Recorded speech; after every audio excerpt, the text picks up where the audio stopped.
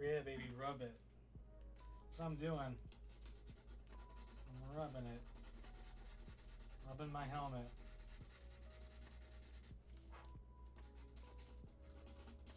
With some sandpaper. Using 180 grit sandpaper to get the roughness started here. There's a seam along the whole helmet where they casted it, and I'm cutting that seam off the edge around the whole thing. It goes all the way around the other side of the helmet, and then the underside needs to be cut out still because there's no way you're going to get your head in there. Oh, I don't have my bots on. Let me turn my bots on. Hold on.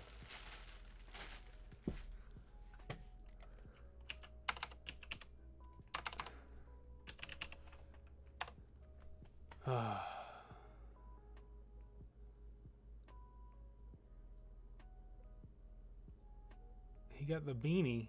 No, I got a hat on. It's just backwards. Hey, if Roll's watching, look at the hat. It's like the poker thing. It's the ultimate film AF hat. I told you, it's a real deal. All right. All right. The bots are in, so you should be able to trigger that now. Hopefully, I don't hear anything right now because I don't have my headphones on. Hopefully, you guys hear a little bit of music. Maybe.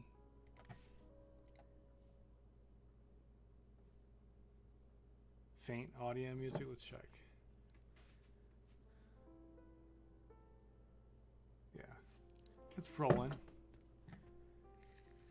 Got the safety goggles on for safety purposes. All right, bots in. I got a message on Discord. It's the alert message. Oh. All right, so we're just trying to get the seam taken care of first. And then there's a chunk right here of extra resin type material that we will try to knock off with this plain old hand sandpaper. My goal is to not bust out the Dremel today because Cooper's upstairs sleeping. I do have a hacksaw, small hand hacksaw that we may use. That also will get pretty loud. Lisa just got Cooper to sleep a little bit ago. And she's filing his nails right now because he will poke himself in the eyeball a lot of times. And we don't want that happening.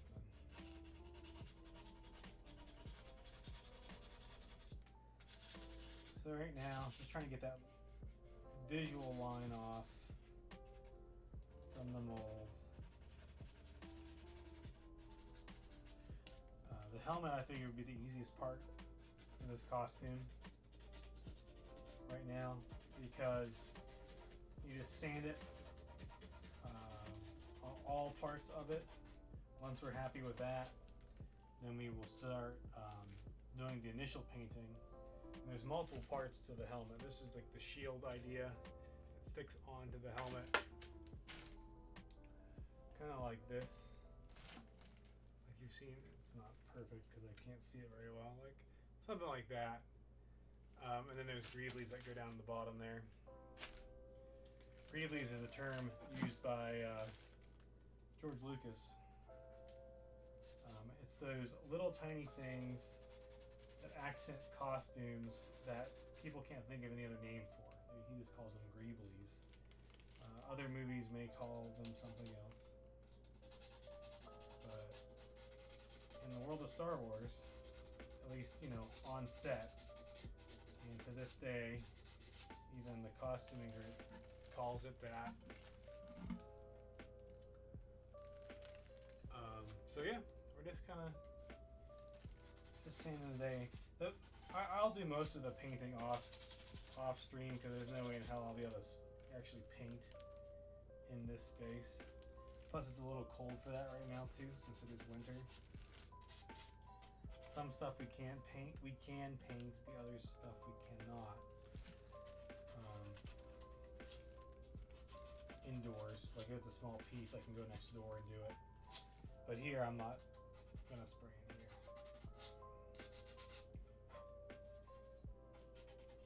I have a giant piece of plastic I'm sitting on right now. It's just painter's plastic, like 2 mil painter's plastic. So that when I'm done sanding, I can just pick this up, shake off my pants, or dust my pants off with my hands, grab the plastic and walk in the other room and just sit it down, or dump it in the garbage. So this helps me allow me, less cleanup of all this resin debris. Again, it's a resin hybrid. I don't know exactly what he uses. This helmet is from Imperial Surplus. He's out in California. He's actually worked on the Mando episodes recently. If you watch Mandalorian, he worked on doing the HK droid parts for one of the more recent episodes. HK being, of course, droid reference from the video games from the Old Republic. And yeah, this is going to be a lot of work, actually. All the other helmets I've ever worked on were ABS plastic, and all the other helmets that I've worked on are all from the original trilogy, so they had a lot less detail than something like this, more recent film, like Rogue One. So hopefully you guys can hear me okay. It looks like I'm coming up okay on the volume.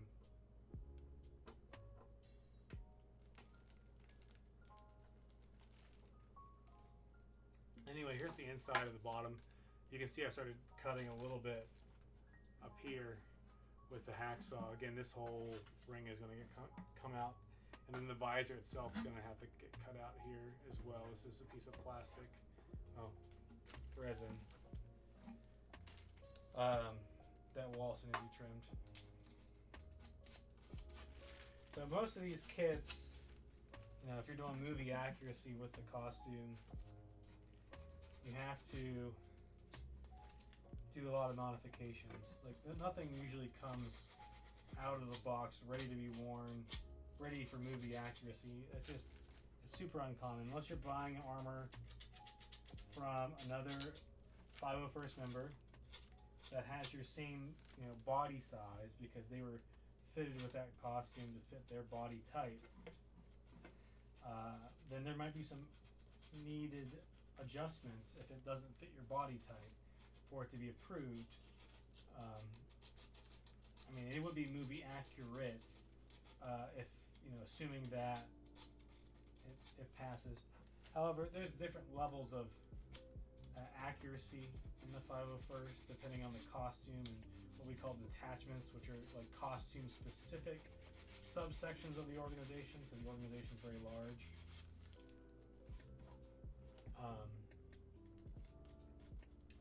That being said, like stormtroopers, especially ones from the original trilogy, especially ones from A New Hope, for example, that movie's been around so long, and that's actually one of the first costumes to ever be created in the costuming group back in the day. This is a lot. Part of this resin got kind of messy here. This is good as a handle. This chunk that I'm gonna have to cut out later. Kind of smooth this down. One of the great things about this costume is the ICAT Tank Trooper, or Imperial Combat, I think Assault Tank is what it is short for. There's weathering on this costume. Most costumes do have weathering, unless you're kind of your run-of-the-mill stormtrooper, which usually are super clean and super shiny. Which I originally had a New Hope stormtrooper, which I got to level 3 certification with it, which is the highest you can go. Pretty much as movie accurate as you possibly can to recreate things from the original parts, but or without having original parts, with the same like ABS processes, the way it's worn and all that. And I didn't like keeping it clean. I hated keeping it shiny. I'd wear it for a couple troops. I would bump into something by accident because you can't see anything in those helmets. And then I had to polish it and clean it and buff it out, get the paint out, because I would bump into like a wall, or the paint would come off from the wall onto my costume. And to keep with the realism of it for the kids and everybody that wants to see it, you're supposed to be tidy, neat and tidy, nice and clean. And that's hard to do. So I turned it into a sand trooper. So I modified it quite a bit, because the sand trooper in the New Hope is different than your stormtrooper. It's not just them give them a backpack and that's it. The ab plate's different. The helmet painting is different. They do indeed wear a backpack.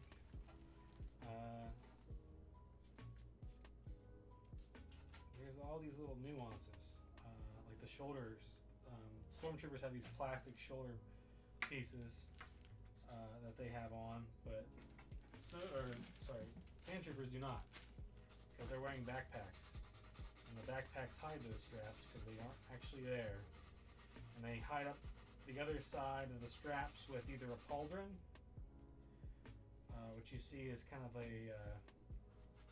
which is actually a youth-sized motocross chest protector. They kind of tilted it to the side of the shoulder, and how do you wear it? And suddenly, boom, there's a rank denoter for a sand trooper. That's what they did. A lot of that stuff was piecemealed back in the day. I'm actually reading a book on it now. And there's a lot to do.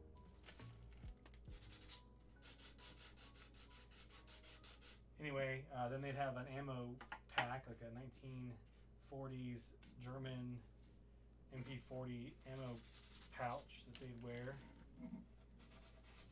on various spots. They didn't have the drop boxes, as we call it. There's, like, if you look at a stormtrooper, they have these little boxes that hang off their belt down by their thighs. If you look at a sand trooper, they do not have those, for example. But this is looking pretty good.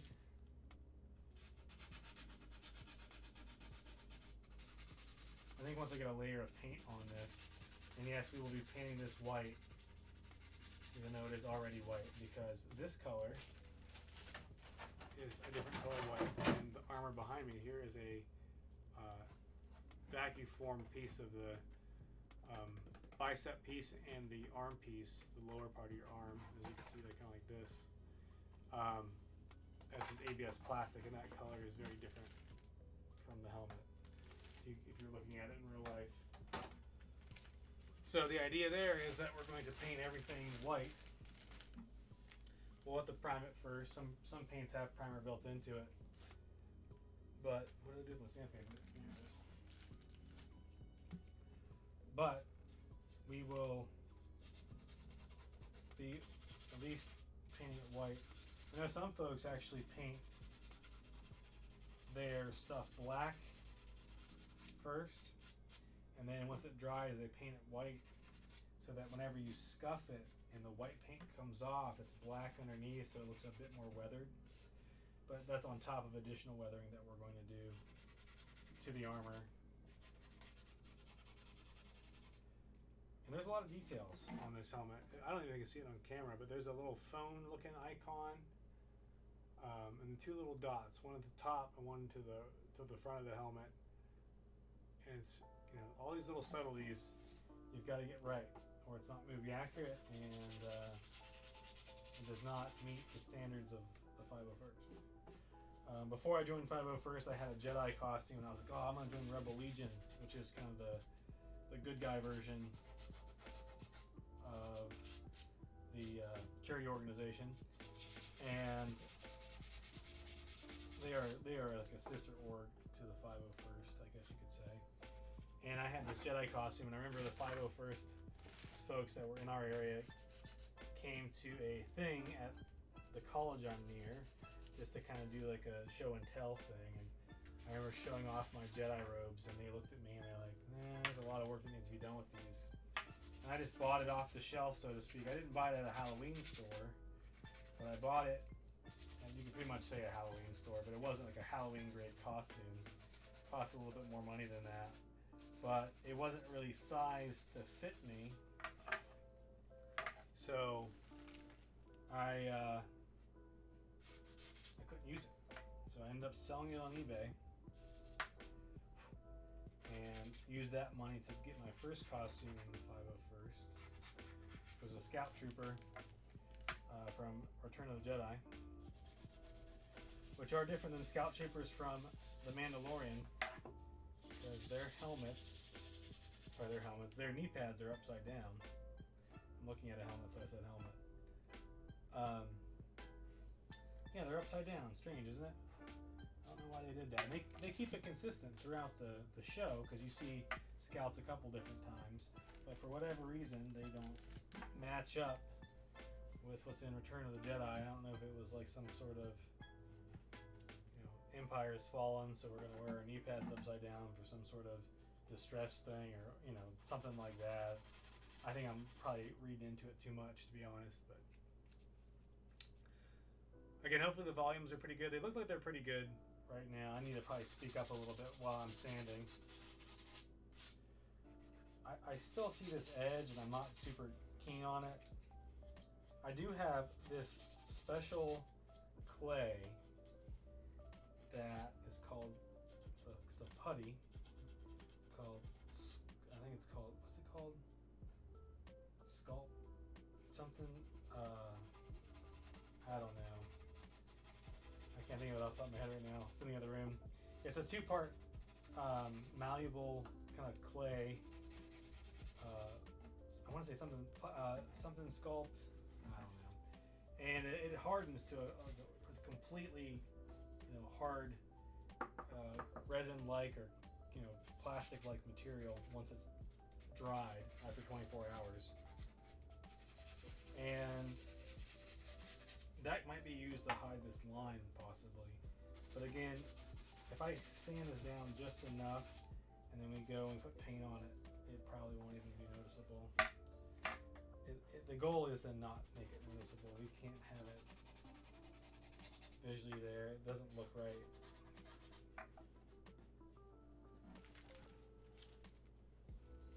The top's looking much better.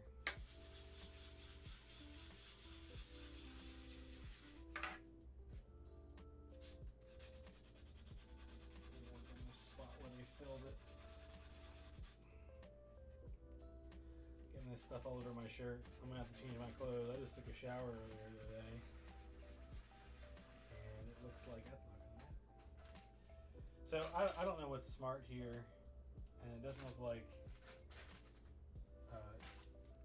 This is a sponge, and that sponge is a rougher sandpaper, but the sponge is not working there. I have a rougher sandpaper in the other room I could probably use, but I'll try to go with this for now. See how low I can get this.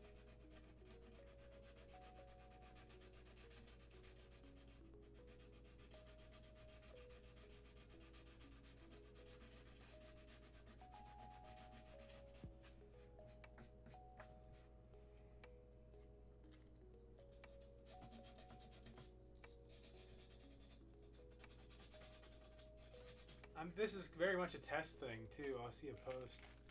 Hold on one second, I can read it on my phone. Very much a test thing. Is that my own bot? Hold on, I can't see it. I'm trying to paint. Wonder why that didn't come up on my chat there. That's weird.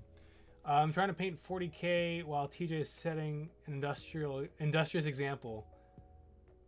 But I just shoveled snow and my hands are too shaky. No, that's fine. That's not a big deal. I don't mind standing up.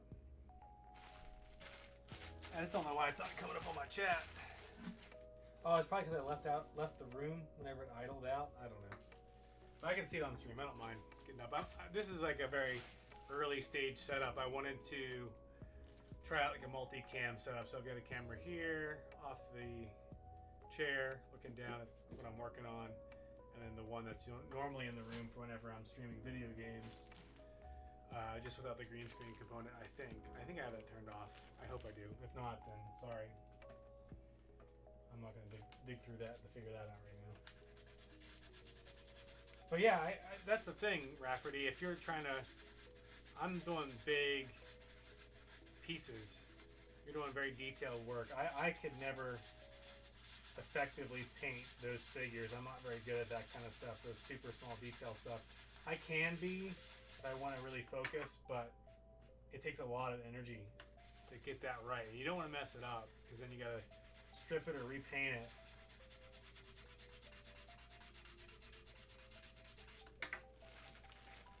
Yeah, this is coming off pretty well.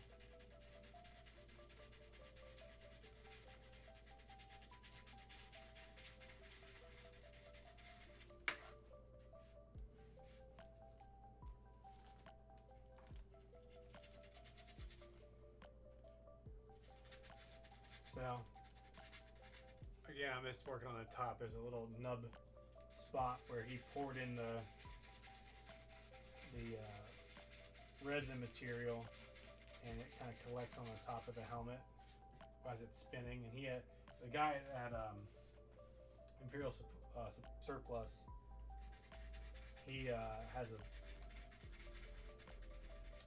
multiple, I think, like machines that actually spin all these molds, so everything's nice and clean, minus a little things here and there.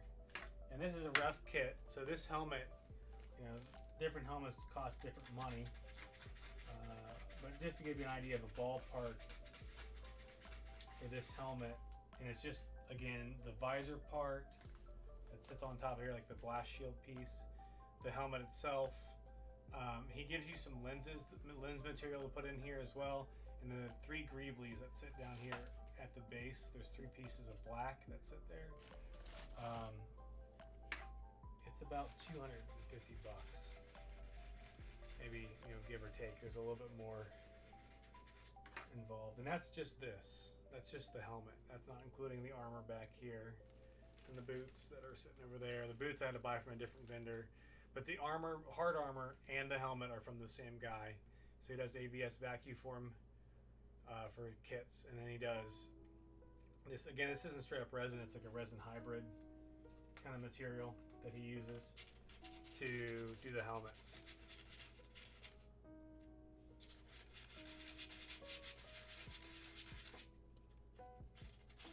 And we're almost there. We're almost to where I'm happy with it. It's at the top here.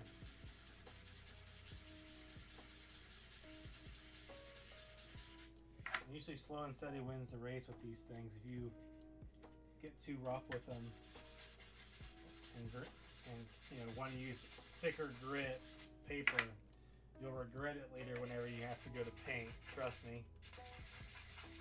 This is my first time working with a resin-based helmet. Like I said earlier, I've only done ABS plastic. But same applies there. Whenever you're kind of cleaning up the edges of an ABS plastic helmet, you do not want to get into a situation where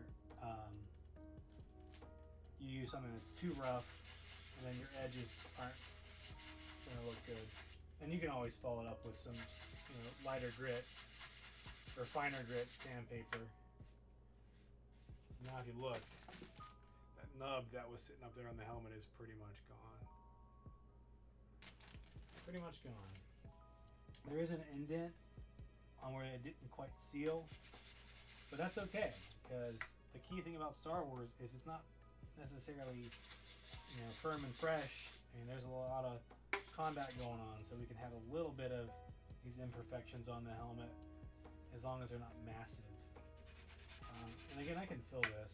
I really don't want to fill this, but I have material to fill it, because if I fill it, I'm going to go back to sanding again. And to be honest, I might actually fill this because I'm not quite happy with the bump that's there. Let's see if I can work that out. We'll keep going a little bit. Because now it's not a bump, it's a divot in certain spots. I know it's thrilling. I'm just sitting here sanding and sanding. We'll get to maybe some cutting too of some ABS plastics. See, my phone goes idle and then I can't see the chat. Is he really quiet? Am I really quiet? I can move the mic closer because I'm not like up here. That's probably better if I'm like right here. Let me move the mic closer. I have an Omni mode too. We'll do that. Actually, it's pointing towards me now, so we'll leave it there. That's kind of goofy, right? It's in frame. Kind of quiet, but might be difficult to get the mic close. Yeah, I'm on the floor. Maybe I just need to speak up. I don't want to have a rough voice. The music, let me turn the music down. I'm just going to turn the music off. Or did you like the music? Should I leave the music going? I don't know. I can't hear it.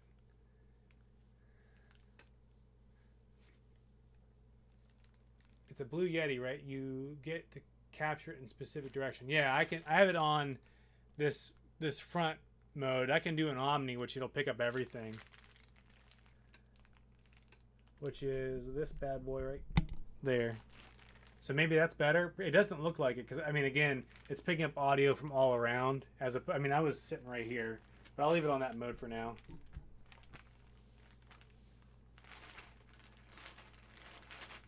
Ugh. Well, now I can't see my other chat. 1 second. It's a good way for you guys to get points. And I think I have ban in action open right now.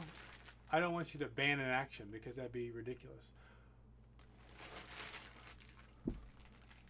What a nice surprise. Oh, for me streaming right now, I didn't want to plan on announcing it because I was still working out a lot of the kinks with the multicam and all that. So hopefully you guys can hear me. I got the microphone like right in frame now.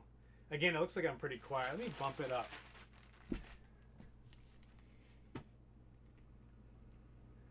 Maybe that'll be better. Yeah, that looks better. How about that? I'm hitting the yellows now, but I'm closer to the mic again, so I don't know. Oh shoot, I'm gonna break stuff. Wasn't expecting it. Sounds okay. Okay, cool. Alright.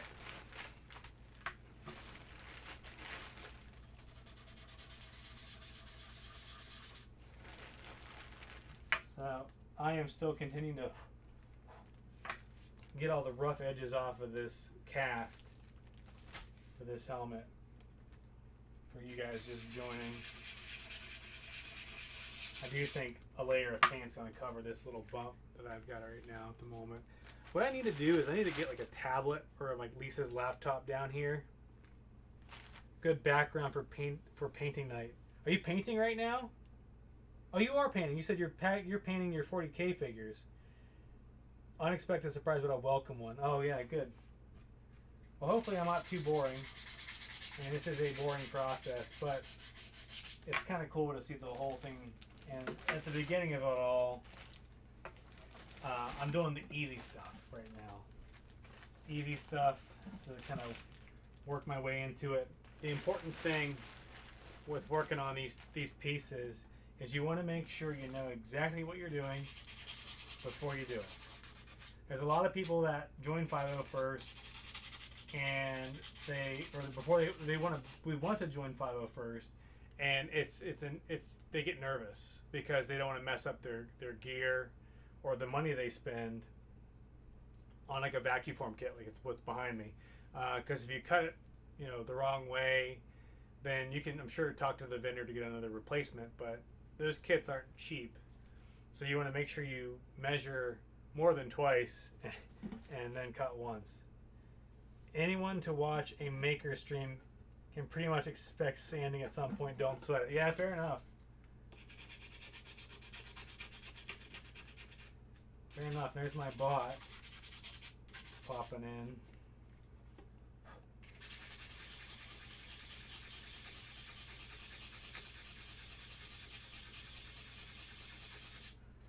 I'm afraid I'm going to see that seam where we got to paint, so we got to get it out.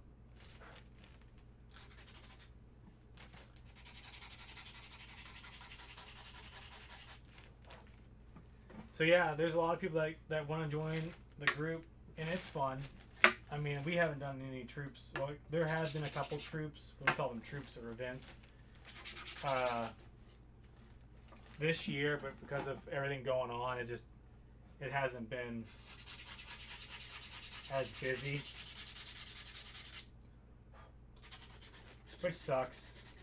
The last event I went to was last summer. Even before Lisa was pregnant. She got pregnant in October. And I went to a local convention. And we had a setup there. Had a pop culture convention in town. And that was fun. I had gotten my TIE Fighter costume recently approved. So I wore that, and then I wore my Sand Trooper one day because it was a 2-day event.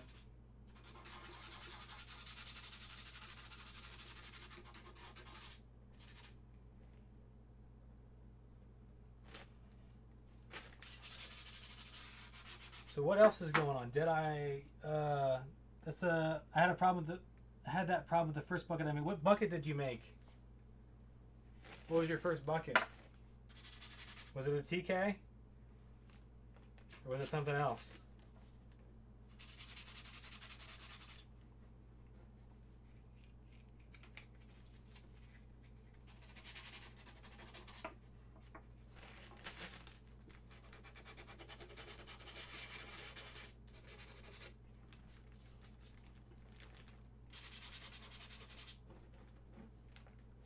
You made it from scratch. Oh.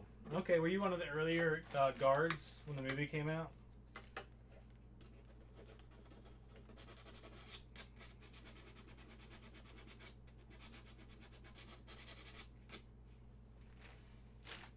Yeah, there's the different versions of that helmet too, right? There's a couple different versions of that guard.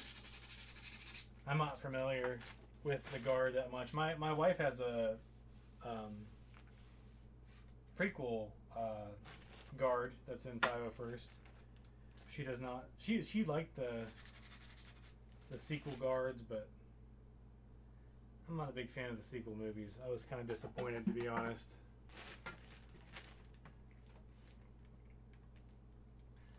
I'm pretty happy with this, besides the sides a bit more. Yeah, there are 4 of them.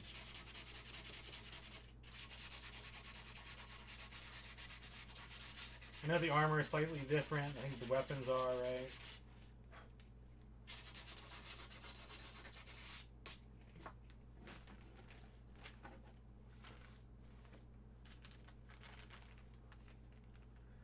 I'll leave my chat open. That sucks that my phone keeps going to sleep. I will definitely have to get my wife's laptop next time.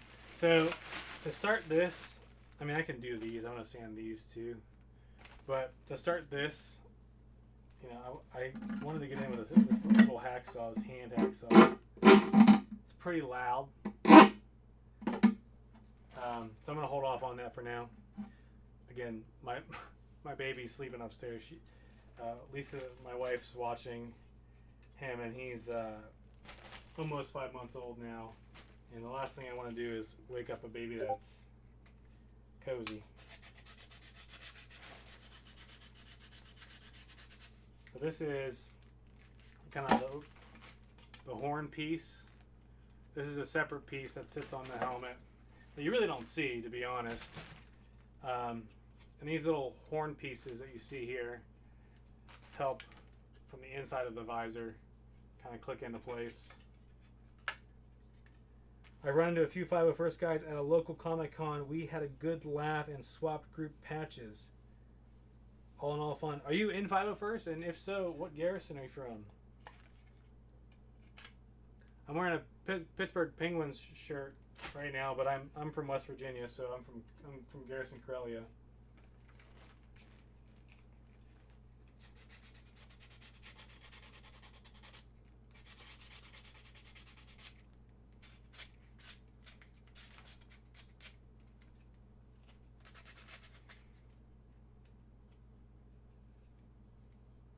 This has a lot of white.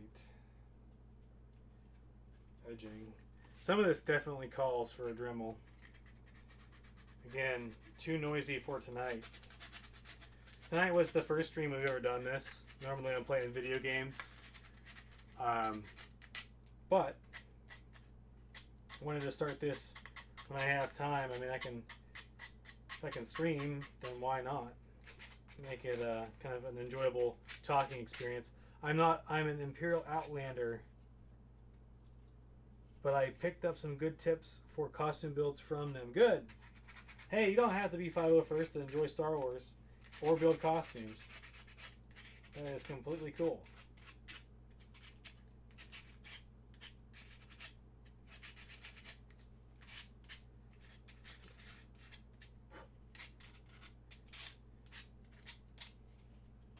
So do you have any other things that you were working on besides the Predatorian Guards, or however they say it? I don't know.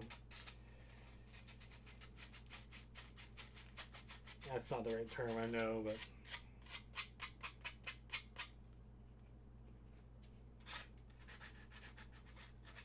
So for me, I've got... my first costume was a Scout Trooper from Return of the Jedi. And then I built a New Hope TK. Got to level 3. Got tired of keeping it clean. And then I built a Sand Trooper with it. I'm getting the itch to do a Mando suit, but it will have to wait. Yeah, once you get out of New York, man. Once you have storage. When we lived in our super rinky-dinky, like less than 500 square foot apartment, I had 2 costumes and Lisa had 1. And we had to stack the costume containers in the living room because there was nowhere else for us to put them. And thankfully now we've got a closet that's in our spare bedroom that we don't have bedroom stuff in. It's just more so for storage at the moment, like baby Cooper storage and things like that. Currently working on a Grand Admiral's tunic. You know, I tell you what, I am horrible at doing the soft parts. Normally, I've done a couple things for soft parts. I actually did a lot of modifications to a base for Darth Nihilus, the KOTOR version, not the comic book version, Champions of the Force. But, you know, had to do a lot of modifications to the mask. I bought that one from a different vendor and had to do a lot of modifications to get it certified.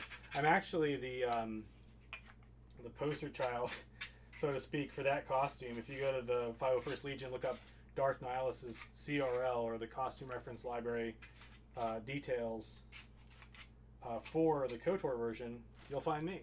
And my wife took that photo.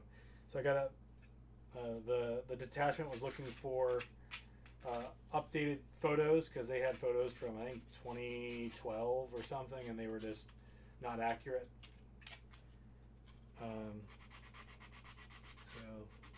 I talked to the detachment lead and said, hey, I want to do this. Are you down? And she said, yep, let's do it. So I worked on that costume for a couple months before my son was born. Actually, it was actually last year. I think it was around winter time. Man, this is needing a Dremel hardcore. That sucks.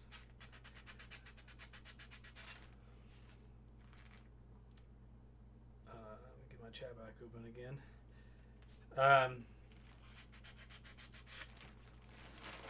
I'm actually not. I should be up here standing right in front of you guys on this other camera, not like to my side. But yeah, for the costumes that are cloth based, if you're good at being a seamstress or whatever it's called, if there's a male version of that, I don't know. I'm sure there is. Maybe they're all called seamstresses. That sounds feminine, but I've got a little blade here. I want to see if I can cut into that. It's pretty thick.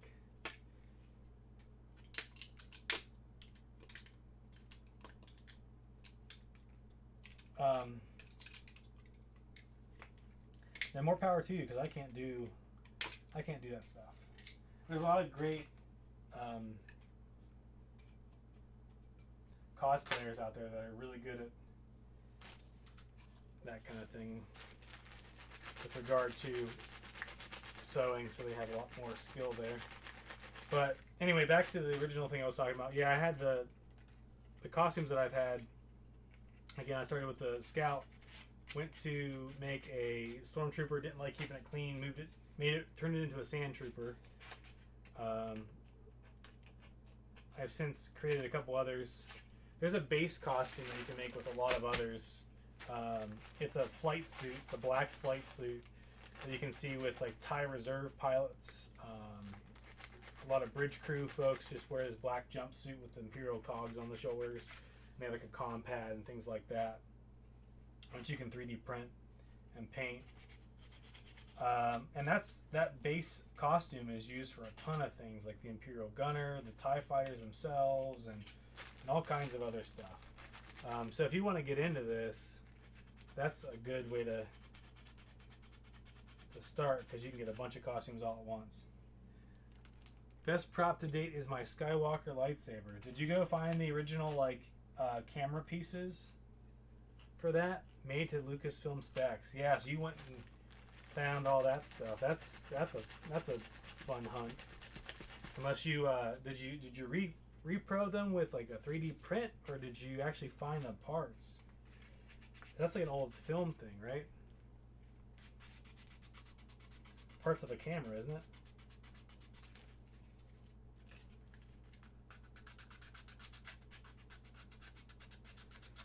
Man, there's a lot of sanding.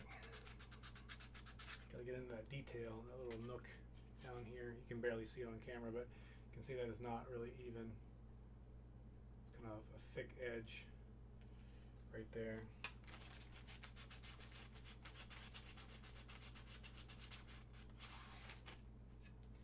Again, not a whole lot of people won't see this on the helmet when it's attached, but again, you can see where the mold pieces are. There's a little lip. Again, I don't know if you can see it on the camera. See, yeah, right there. There's a lip here that needs to be gone. And unfortunately, yeah, that's right. The flash tube. That's what it's called. It's like $400 now. That's insane, isn't it? And so, the best way to do this would be to hit it with a Dremel, just zip, zip, zip, and then kind of like smooth it out. My problem is I only have a cheapo Dremel that's one speed. They make different Dremels that are nicer, that are multi-speed, which I do not have, which might need to happen if I'm going to be working on this helmet. I don't want to damage it. But after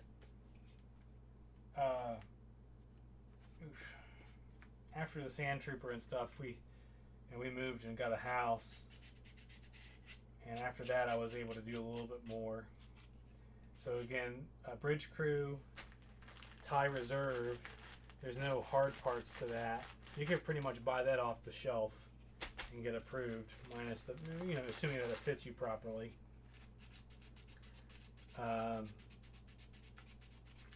And then I made a TIE Pilot,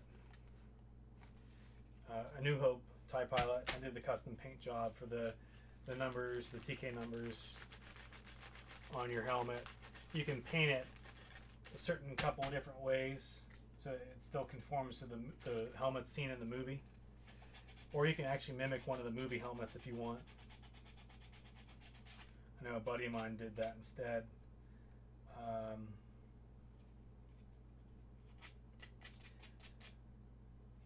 Then I did the Darth Nihilus KOTOR thing. And I also have a Snow Trooper. I did a Snow Trooper from Return of the Jedi. Oh, sorry, jeez, oh my gosh, Empire Strikes Back. Sorry. And that one was fun. That one took a while. And at first, when I got the hard parts from the guy that I bought it from, he was a vendor that made them.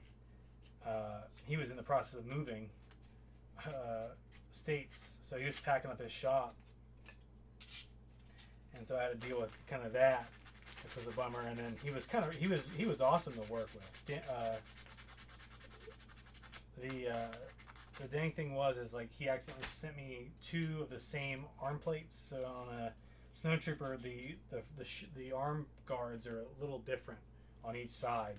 So he sent me the same thing. You have a Vader costume, doesn't get out much though. Okay. Yeah. Is it just a general Vader costume? Or did you, build it from with a specific movie in mind? Now, every single Vader actually is a little different on each film. Believe it or not.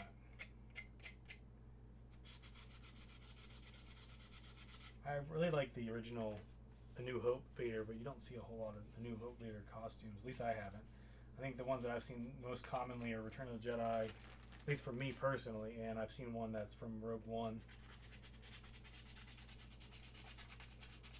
We've got 2 Vaders in our garrison here in West Virginia. One guy just has a Vader, and that's all he's got. Then there's another guy who's got a bunch of costumes, and he has a Vader. His Vader actually is the Revenge of the Sith. Right at the end, that version of the Vader. There, that looks a lot better. Still kind of chunky right through here. We're going to keep rolling. Sand it down some more.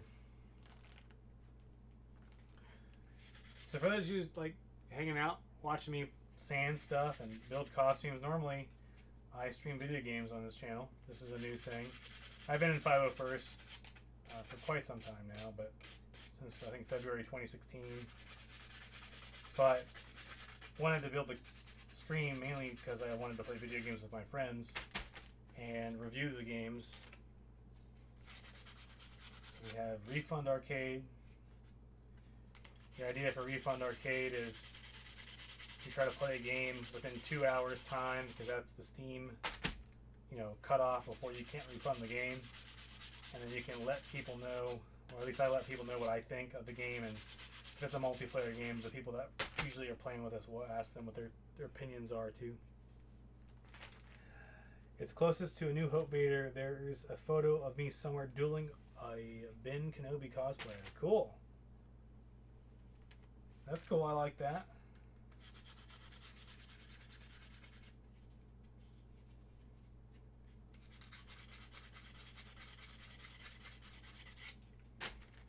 Yeah, this is going to be so dusty. I'm definitely going to have to vacuum a little bit tonight after the stream. Get all this crap off the floor, even though it's on the plastic here. I think it's kind of floating in the air a little bit. It's probably getting sucked into my computer as we speak. It's sitting that way. So again, I'm just getting this lip on the edge thinner so it looks even with everything else. And I hate to say it, but I'm a perfectionist with a lot of this stuff.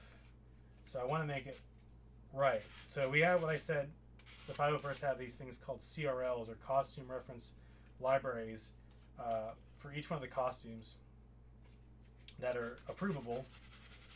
And they lay out every single detail of every single component for the costume.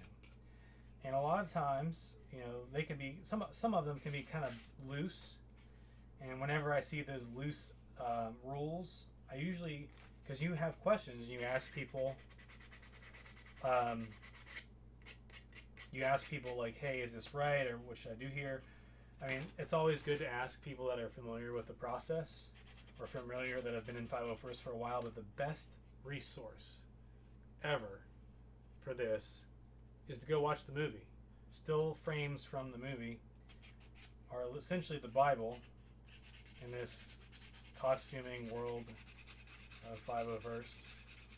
So even if the description may or may not be exactly what you saw in the movie, you can simply reference the movie, reference the still image of the change or whatever, and you send that off to your GML, or your Garrison Member Liaison, who approves your costume. And they really can't, rebut the movie, because, I mean, you're doing a movie-accurate costume. So essentially, if it's in the movie, it's movie-accurate. So a lot of times I consult the movie. Like, I haven't watched Rogue One in a while, and this costume is from Rogue One. Actually, the helmet can be used, I would assume, and I haven't looked at the details there. If you haven't watched all the way up to the latest, season of Mando, spoilers, there is a tank-esque trooper, different armor, different gloves. The helmet's pretty much the same, but if the helmet is indeed the same, then you should be able to use this costume, or sorry, this helmet for that costume. But Bill Burr, if you're familiar with Bill Burr, the comedian, he's in that episode, and he wears this similar outfit, and you get to see a lot of the details on his person, on him, when he's wearing it, which is super awesome for when the 5 first make that an official costume, which I'm sure they're working on the CRL for right now. But I'm not building that costume. I'm building the one from Rogue One.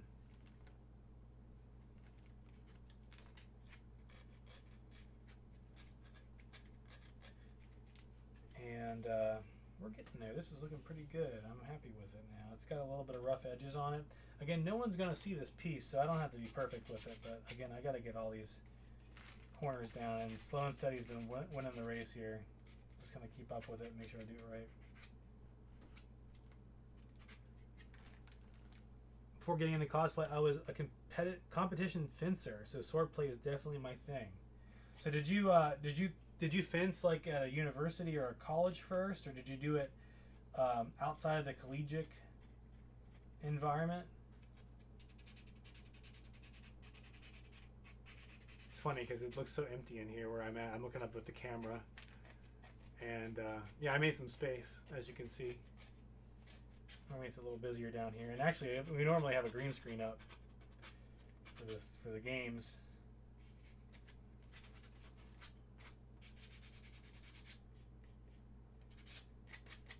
And there's different types of fencing, right? There's different types of, I think they're not called swords, right?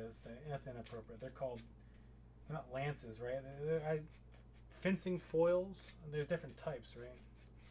Started at college, then competed at county level in the UK. So you're from the UK? It's pretty late there, man. What time is it? 1, 2, 3, 4, 5. It's like midnight, right? Foil, epee, saber. That sounds right. I remember going to a couple demos. I had a friend, my wife and I had a mutual friend that was in the fencing club here at the university we went to. And we watched a couple demos, and that was pretty badass.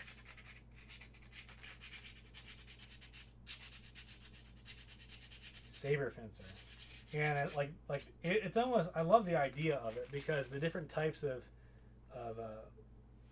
blades, or I guess the term, I don't know the correct term, the foils, or not foil, again, the different types of the weapons, really goes on a certain style. So you could watch, different matches, and suddenly, like, if it's a different type of weapon they're using, it's a whole different style of match. And, that's what, I mean, watching it in like the Olympics too is pretty fun.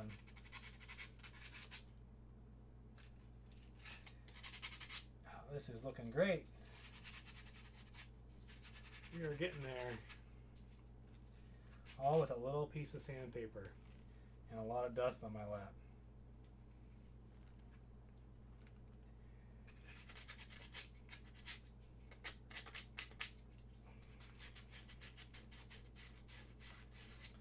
So all in all, yeah, I used to cosplay before I got into this, like the Star Wars gig. I guess it is technically cosplay what we're doing.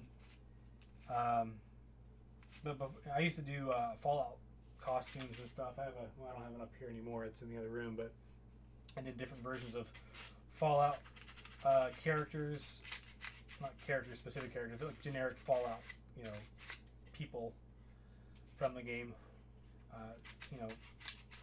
One of the guys in chat, assuming he's still here, helped me with rewiring the Fallout 3 Collector's Edition clock before they started making those wearable cosplay setups. They had like this Pip-Boy clock, and I gutted it, and he helped me wire up LEDs in it, and I got, like, if you remember the old clear overhead projectors where you'd lay like the kind of plastic overhead material over top instead of like everything's digital nowadays.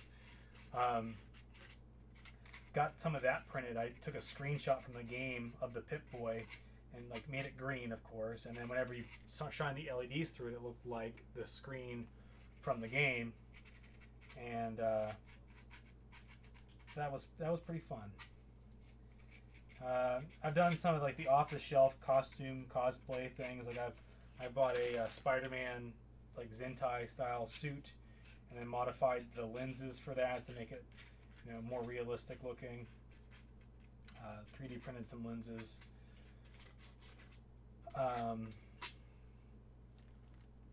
What else? I'm trying to think of other things. I did an Assassin's Creed costume for Ezio from the Assassin's Creed 2/Bloodlines era game. I've done Beat from Jet Grind Radio or Jet Set Radio, depending on where you're from. That was fun. Dressed up like an Aquabat, which is a character from... The Aquabats is a band. If you're not familiar with the Aquabats, if you are into ska music, they were originally ska back in the 90s, and they kind of changed their audio, their sound, to be more... They kind of remind you of Devo, if you're into Devo. Devo is definitely an influence of the guy... Christian Jacobs, aka the Bat Commander, that leads that. Think of the Aquabats as the kid-friendly version of Guar. If you're familiar with Guar.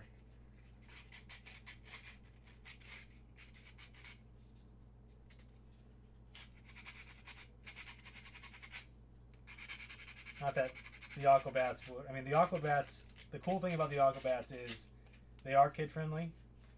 But back in the day, they maybe weren't so much.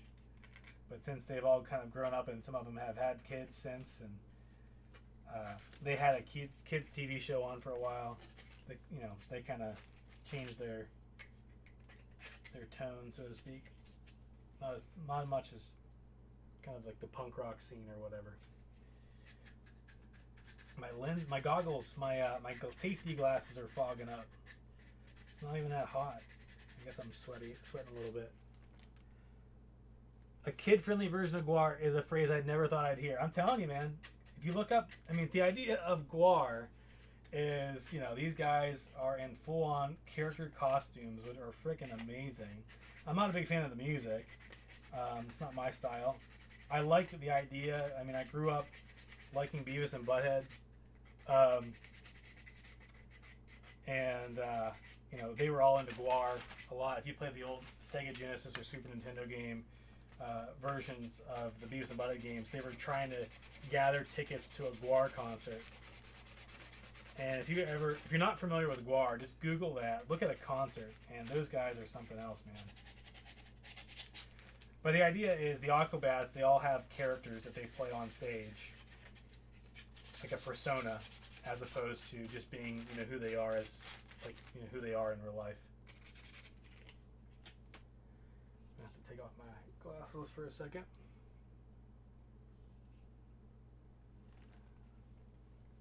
So, we're getting there. As you can see, this edge is much smoother than it used to be. And this edge here, we're going to keep going until this is actually finished up.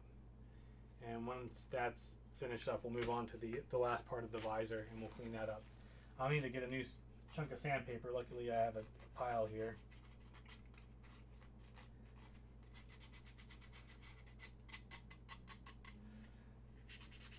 So yeah, I want to do this costume right. A lot of these costumes that don't get a lot of screen time, it's unfortunate that there's usually not a lot of people doing the costume.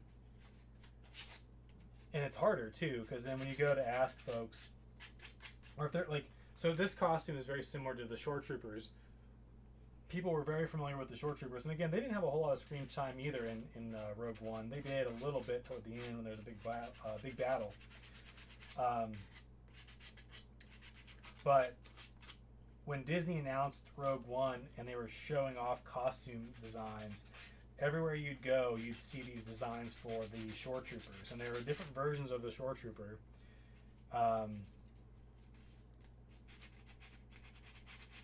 And in this case, the helmet is very different from a Shore Trooper, but the armor pieces like the chest plate, the ab plate, and things like that are almost identical. Besides the paint scheme and some other little nuances like that. So, hey, how's it going? Scoutman91, what are you doing, dude? Are you still playing games? You still playing the video games? You're playing Risk of Rain earlier, right? So let's go, and I'm sanding like a son of a gun, making a pile of white dust all over the place.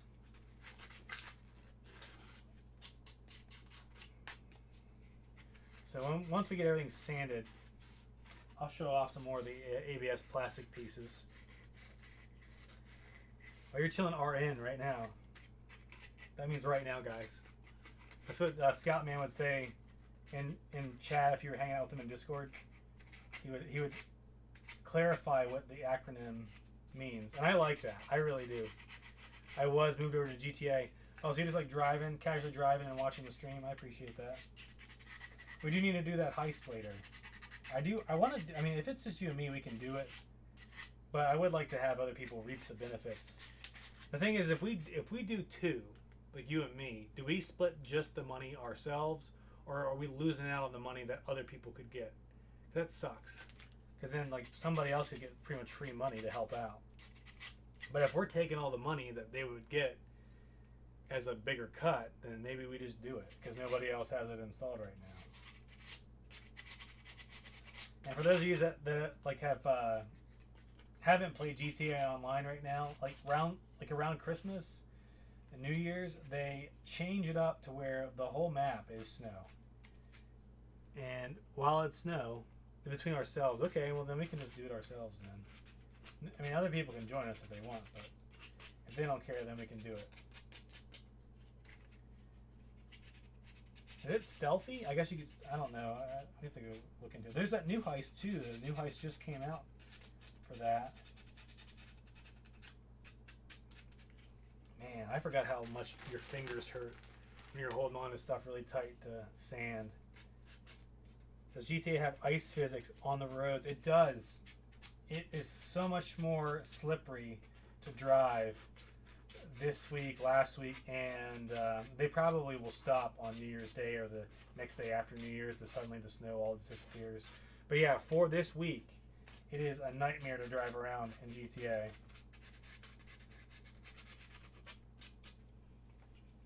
Again, the edge here is much thinner.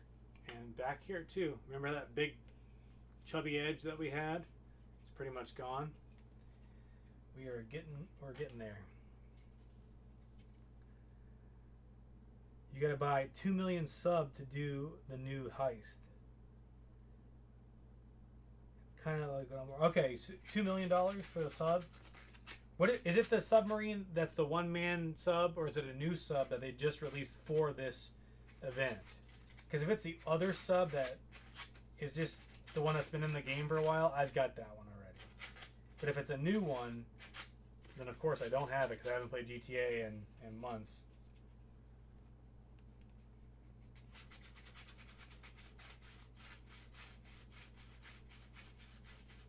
I feel like there should be other things going on in the room right now. I'm just like sitting on the floor and you're just seeing this. It's a new sub. Well, that sucks.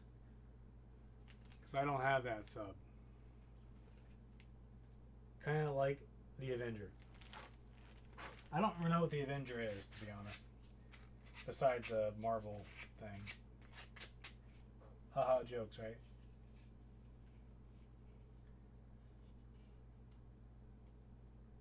Man, that sucks. This edge is definitely needed to come off some more. Kind of like the... Okay. Alright, so what else? Other fun facts. Alright, yeah, so I finished that Nihilist costume. I want to say it was November, December last year, or January. It was early in the year, end of last year. And I haven't trooped in it yet, haven't gone to any events with it. The idea of having the Nihilist costume was one, I wanted to have one of the most video game accurate costumes in the Legion and in the world. And I had to redo the mask and do a lot of cool stuff with the mask to make it more like the in-game model as opposed to the cover art model, because the box art for that game, the mask that's on the box art is very different than the mask that's in game. So I based mine off of the in-game model, and that was pretty important to me. I wanted to be able to be the very best, like no one ever was, like the Pokemons.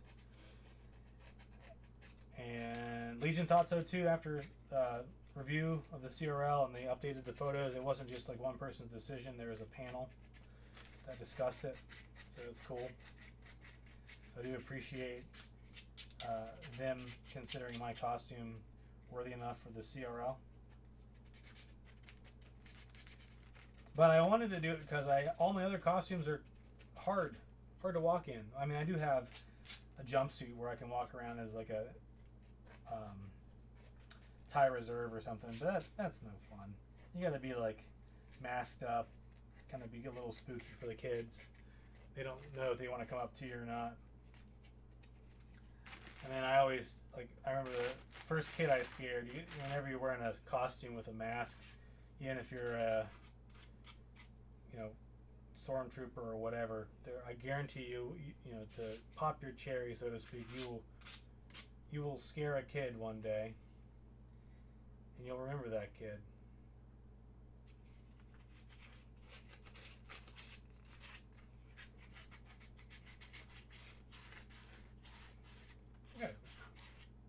You monster. Yeah, well, hey, you don't try to do it on purpose. And we try to stay in character the whole time. So, one of the not all garrisons do this. I think it's encouraged to do so. But our garrison has kind of a helmets or buckets on policy. So when we're in the public, just like when you go to Disney World, you don't see, Mickey Mouse. If someone was scared of Mickey Mouse, for example, like a little kid, and who would be scared of Mickey Mouse, first of all? But if it happened, because Mickey Mouse is bigger than you as a little kid and that kind of thing, you're not going to see the actor portraying Mickey Mouse like lift the mouse head up and be like, "Hey, it's okay, I'm a human." They wouldn't do that at the park, at least in public eye. So we kind of follow the same rules with our Star Wars stuff. If we have a helmet on, we usually leave it on, unless we have a situation where I'm terrifying and the kids love me. Yeah, Lisa's Royal Guard. She'll stand in the corner and not move, and suddenly she'll start moving, and kids will be like, "Whoa."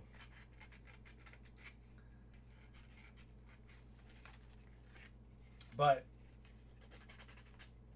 we keep our helmets on as long as we can, unless we're going to pass out from like heat stroke. That's different, because if you're going to have an accident, you're going to like fall into somebody, that's a different story. So health's a priority there.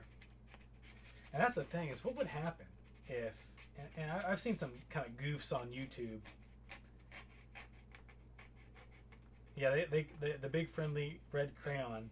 So yeah, there's like little nicknames for folks in the 501st, like stormtroopers or TKs are usually called Stormies, snowtroopers are Snowies, sand troopers or Sandies, that kind of stuff. You can kind of figure out where I'm going. Well, scouts are just scouts. They don't call them scouties. That doesn't make any sense. That's more syllables. But like the crayon joke, I mean, it's a royal guard. There's a handful of a handful of syllables there, but people usually just call them crayons. Even the blue ones, the Senate guards that are fairly new to the 501st. And I think the Rebel Legion is both. We just call them crayons.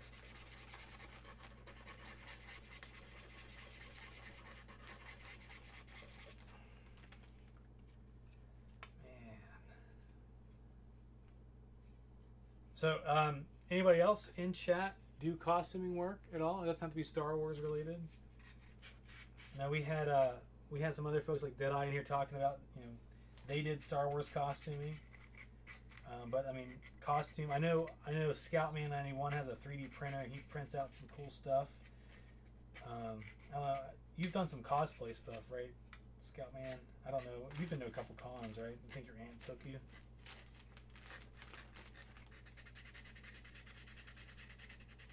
You did a scout costume, didn't you? I think I've seen a picture of you in your scout costume. Like, I think your dad sent it to me at one point.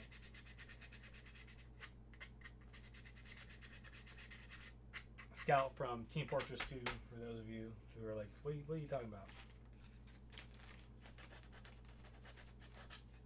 So, yeah, that's cool. I like that. Lisa did that one year at Dragon Con. We went to Dragon Con in 2013. It's been a while. Dragon Con, I'll tell you what, like, so many celebrities go there. Non-stop parties, like 24/7. Across like 5 different hotels, 4 of them which are connected. One of the coolest things that I've been to. I remember we were, not that he's a super celebrity, but he's got a podcast now, and he was on this, if you remember FX, the channel FX, back in like the early 2000s, late 90s, there was a show called The X Show. And it was very like man related, I guess, and it was like focused on like young male culture, I guess. So they were doing like movie reviews. There's a guy named Chris Gore who did movie reviews for that show, and I remember we were in a hotel, we were walking around, and again, he was on TV. You know, to me, he's a celebrity. I don't think he was signing autographs or anything like that, but I saw him, and I'm like, oh shoot, it's Chris Gore. And I ran up to him and I said, hey, can we get a photo? And he's like, sure. And I just kind of called him by his first name, walked up to him, and he was very cool dude. I mean, again, everybody's a human being after all. Some people are just assholes, essentially. But no, Chris was a good guy. He came up, he's like, yeah, no problem. My wife took the photo, and yeah, he's a big movie buff, and I don't know what he's doing nowadays. I did see him recently on, there was like a Star Wars podcast or some sort of podcast that I saw. No, it was a podcast that I saw Walter Day on. If you're not familiar with Walter Day, he's like a guy that's a world-renowned video game referee, Guinness Book of World Records kind of dude. And if you've ever watched the documentary King of Kong, you can find him there, or Chasing Ghosts.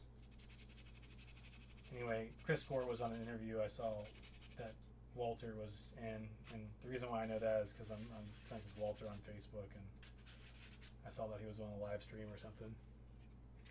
Anyway, yeah, the other thing about me that I enjoy besides costuming and video games is, I guess it is video games, is I'm a big fan of the Donkey Kong World Record. And I could show some photo or some stuff here in a little bit, maybe on the webcam that I have hanging up on the walls. So I'm really big into that. I was really big into yo-yos for a while. Pretty decent at yo-yoing. Playing with yo-yos, they call it yo-yo play, right? You're a yo-yo player, you're not a yo-yo, right? They call it throwing sometimes. But I haven't done that since we moved back into the house here. Like whenever I was trying to find a different hobby that was not video game or computer related, and I started doing yo-yo stuff. That was pretty fun. But then when we got to the house, most of my free time was consumed by my wife and I working on the house. Like it was pretty decent. It wasn't like a super fixer-upper, but there was definitely some things in here that we wanted to improve, and that took a lot of our time. Like in this room that we're in right now, we had to do a lot of touch-up paint and redid like the drop ceiling in here and things like that. If you're ever looking for a Dremel on the cheap, check out Lowe's on the weekends. That's when they put out some stuff that people return. You can find some good stuff. Yeah, I do need to get another Dremel. I need to get one that's not like the base model that I have right now. I think I saw your Dremel bin one time when you were working on something, and yours is like a multi-speed Dremel, if I can recall correctly. I think you had it in our dorm at one point. I can't remember. It's been so long. But I do need to get a multi-speed Dremel for things like this because I would want to put it on a low speed so I can go low and slow here. This is looking crisp, so much better. This edge needs cleaned up, and I think we're done with this piece. I know we've been working on this piece for quite a while, but again, getting this level and flat. Again, no one's going to see this piece, but just knowing that it's cleaned up to perfection, I will be happy with knowing that it is kind of movie accurate, so to speak. But there's no excess from the cast remaining on the piece here. Yeah, you got a new one since then at Lowe's on the weekend. Okay. It's my 3-month sub anniversary apparently. Oh, did you resub? Did you get the thing for it? Like you can if it already auto subbed or whatever, you can hit the button, I think. You can show it off. But congrats. You should have the 3 month badge. I know there's a handful of 3-monthers out there, and I do appreciate you guys subbing. Sweet. And it goes all the way up to I think up to a year. They let me do up to a 1-year sub, and then you get this super fancy Smance badge. I spent so much time making those badges one night. I had to find a free licensed photo. Had to change the colors to it just in case. I was a little nervous, even though it said it was free license, but you never know what Google claims is free license. So then I modified the image as well. And I stuck the little arcade logo in there, and I made different colored tiers based on how many months you subscribe.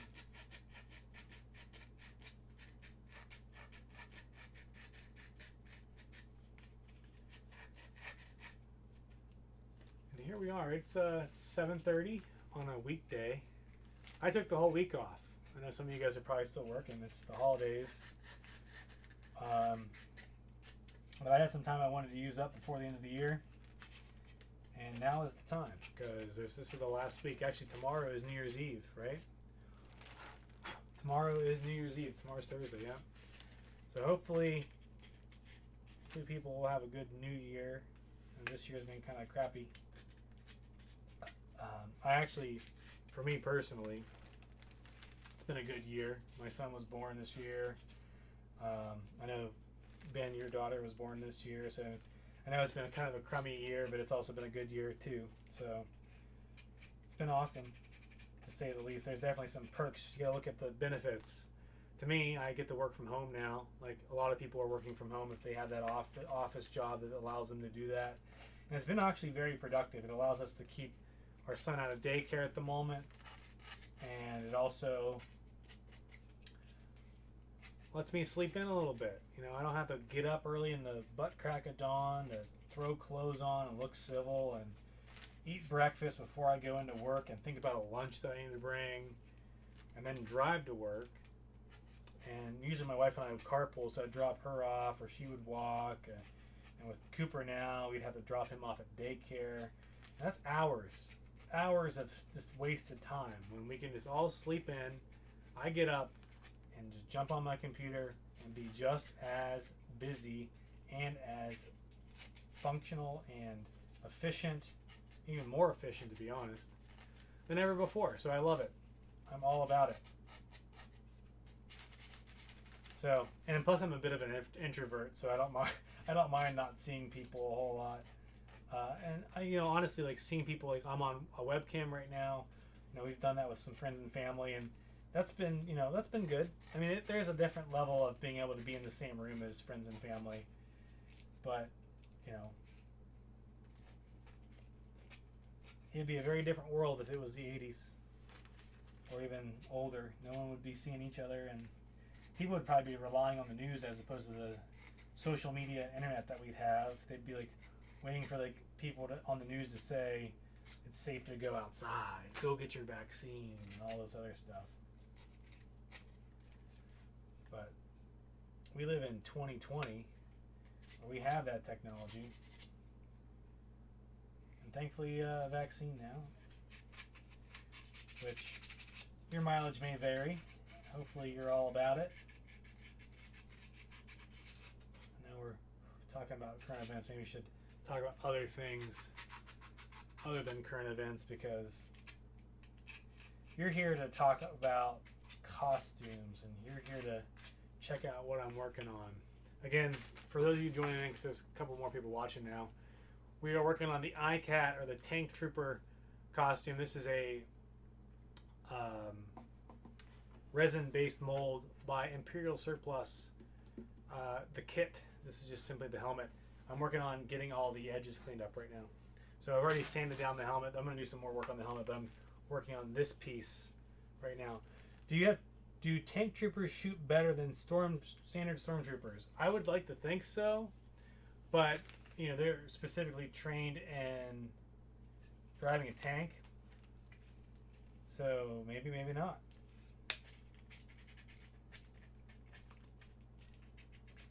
So they're issued a small hand style blaster, not like an E11 rifle, so they'd be shooting something smaller. And I don't know, I'd like to think that I feel like the stormtroopers are your standard infantrymen of Star Wars, so everyone has been, you know, gone through basic training of some sort. They can be a stormtrooper, but then there's specialties that people can focus in, and I feel like those are kind of the people that decide to kind of go into that special training, whether it's a TIE pilot, or they're focusing on flying, or if you're, in this case, like a tank trooper, you focus on those ground combat situation vehicles. Same with the ATST drivers and the AT-AT drivers and the AT-AT drivers. Those guys are just trained to be in a large mechanical machine device thing. They're not running on foot. The sandpaper has seen better days. The other piece has as well, so I'm going to be switching it up here in a second. This is so close to being done, this one part. So in the future, other streams in the future, if you haven't subscribed already, you don't have to subscribe. I'm sorry, if you haven't followed already, you can follow me. We do video games, and we also do this costume build. I was going to be working on a Sand Trooper weathering commission for a garrison member, but he decided to hold off for now because of just, you know, money. Money can be tight for folks. He has a lot of kids. He's got 4 kids. So I think 2 of them are in college right now, so I can see that if he's helping out with his daughters, then that could be a thing. Totally reasonable. I know one of his daughters was recently in a car accident, and she's thankfully okay, but maybe some of that money went toward getting them another car so they can get back to school and stuff.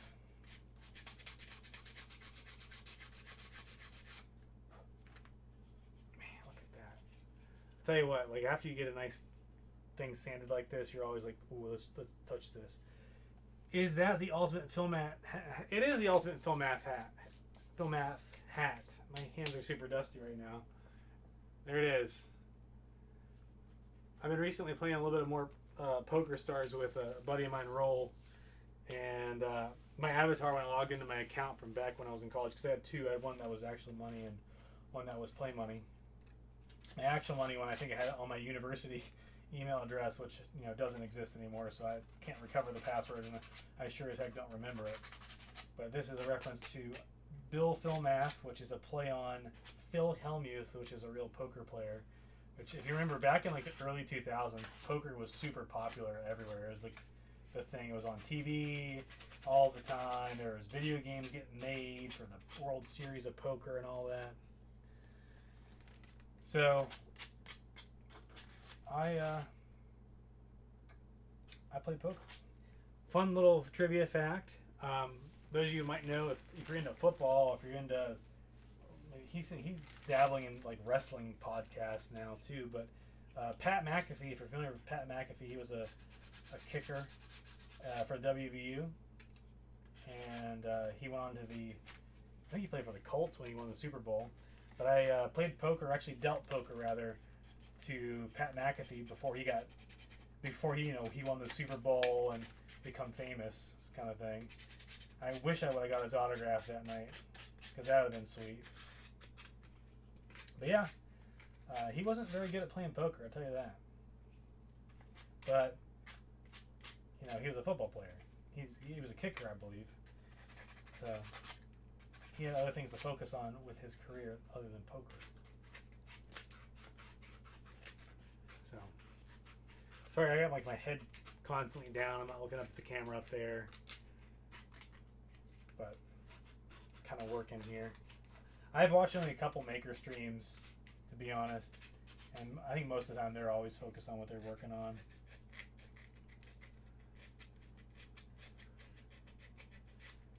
So Joel, what are you guys up to tonight? Are you still around? Are you back home? Are you still visiting fam? I figured you'd be working again soon because of the new year. I don't know if there's any New Year events going on for your work. I think I want to move on to the next piece. I'm not 100% happy with this piece, but it looks a lot better. There's no more chunks of plastic up here.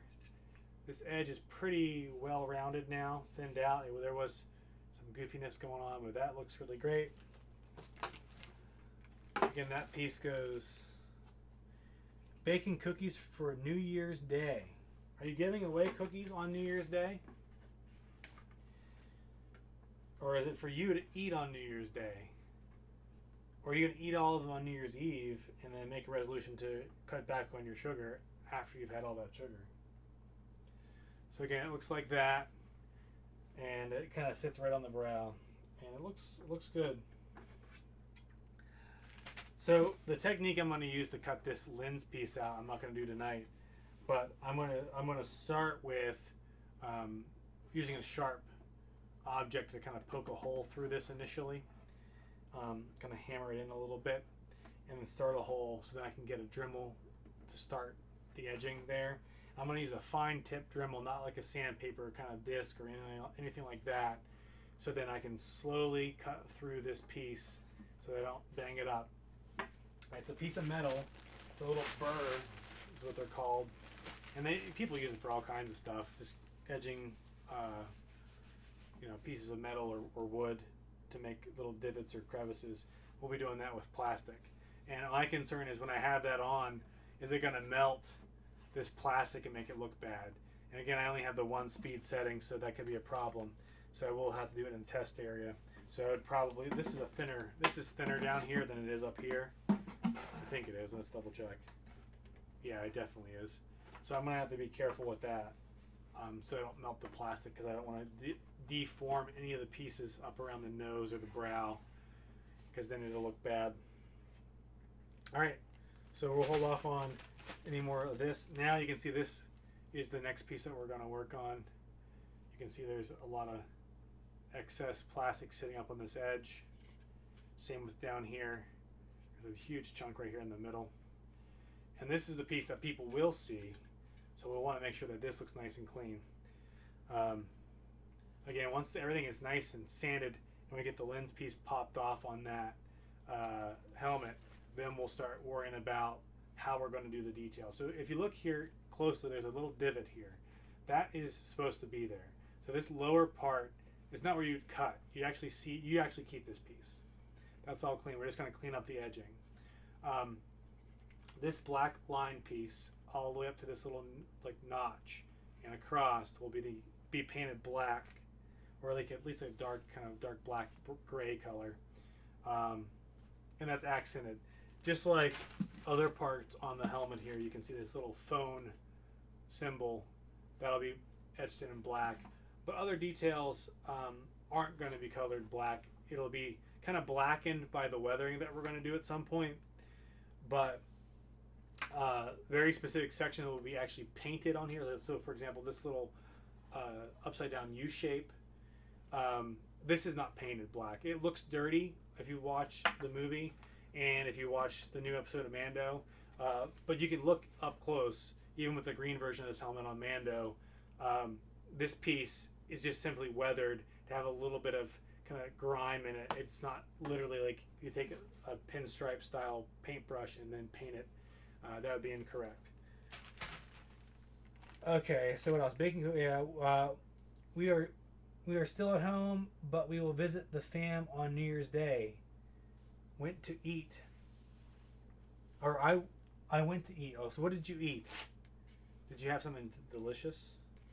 And whose family are you visiting? Are you visiting your family? Well, I guess they're all your family, technically. Are you going to your in-laws again, or are you going up to see our parents? Steak. You had steak? Dang, what kind of steak? Was it a ribeye? Was it a sirloin? Did your dad make it, or did he just Uber Eats it? Or did he like DoorDash it or whatever? Or did your mother make it?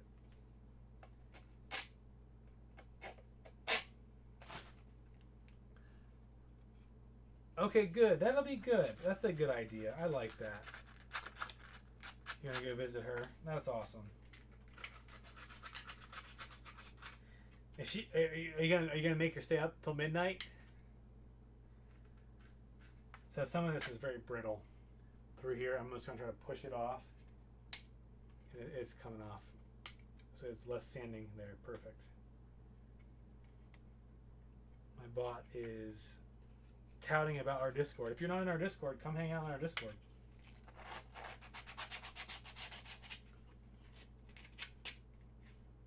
Ouch, I almost cut my finger. That sucks. My dad made it. It was a ribeye. Did you have sides with your steak? Did you eat green beans and mashed potatoes?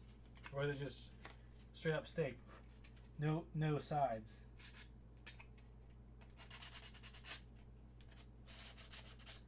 So in this crevice, through this line, there's a little bit of bumps from the mold that I'm just going to take the sandpaper and bend it, slide it through that crack, and just cut the little excess burrs off that got stuck in the mold. Now again, those little details, they're nice to touch up. I don't think that would hinder 501st approval. Some homemade fries. Okay, that sounds good. Steak and fries. That sounds good. There's a couple pieces where it looks like the plastic kind of fell onto itself. And I'm not sure how he does the mold. I'd love to. I've seen some of the YouTube videos where the guy who makes this, I mean, I think that's his full-time job. He's got multiple kits that he makes. You don't have to just buy like the Rogue One style troopers. He does. He has a Bo-Katan kit. He's got a Fem Trooper. I think he's like the only guy who makes Fem Troopers. Could be wrong. He's got. This one needs a lot of cleanup. He's got the Knights of the Old Republic, the SWTOR version Jedi. So, like, if you Google like Jedi Guardian and Google SWTOR, SWTOR, Star Wars: The Old Republic MMO. That is a costume that you can do for Rebel Legion. So he's got that as well. So he's got a lot of different things that you can buy from him. And he's very professional, very organized. He actually worked on, I think I said this earlier, he worked on the Mando episode more recently, doing the HK droid parts.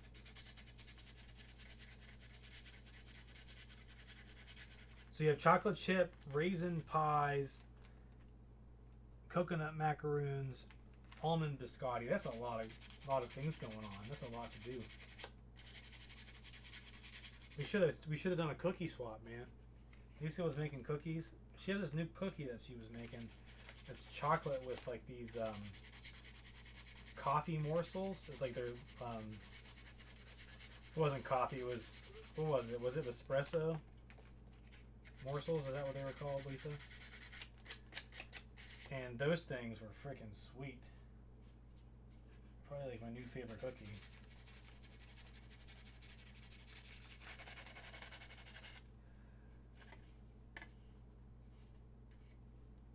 So I wonder, like, there's a lot of shine with this, and as I'm sanding, it gets scuffed up. So when I paint this, will that rough scuffed area not be as clean looking than the rest of the plastic, or will it not matter? So again, I'm going to prime this first. We're gonna prime it before we paint it. And again, we're painting it white, so maybe it won't matter. And we're painting it flat white, so you know what? It's not gonna matter. I'm thinking too hard.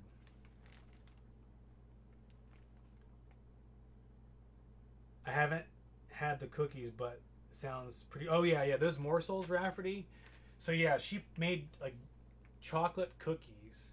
So they were like double. There's like chocolate cookies with these morsels in them. It was freaking amazing. Oh my gosh.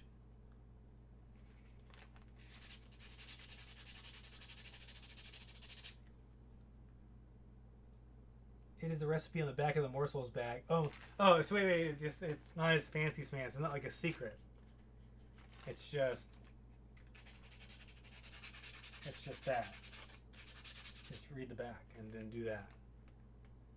Oh, they're the best. I mean, I love cookies, but like, I mean, ooh, very good.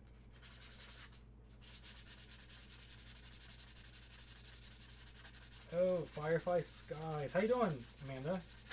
Are you streaming tonight? I don't know your schedule off the top of my head. It's still early there on the West Coast. It's what, 6? Almost 6? No. It's almost 5. Almost 5.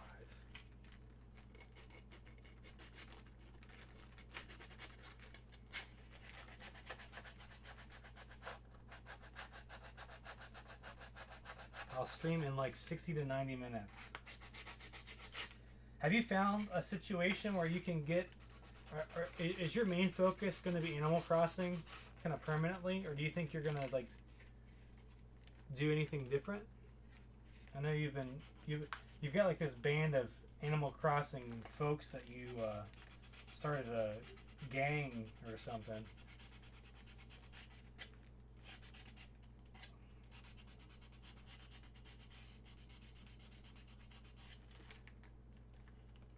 We're branching out, but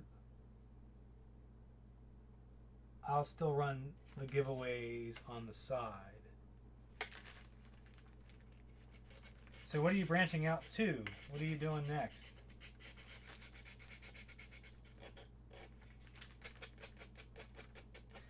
Are all the people, we're doing a 12-hour tomorrow, Among Us, Jackbox, and some weird KFC Colonel Sanders dating sim. When you say we, is it you and like your stream, or is it like, are you doing a collab stream with other people? You just restarted Stardew Valley. Lisa and I were playing Stardew Valley until Cooper was born. Both, but also Jamie is streaming with me tomorrow. So I guess is one gonna play on the phone, and one's gonna play on the computer? So you guys can sit in the same room and play. One on the phone, one on the computer, or are you guys both playing on the computer? Just one's being streamed, or?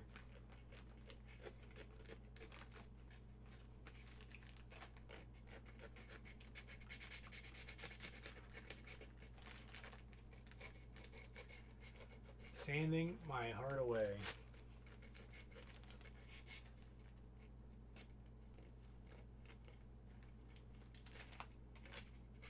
I see. Alright, I'm going to try the hacksaw here. We're going to try to get off this edge.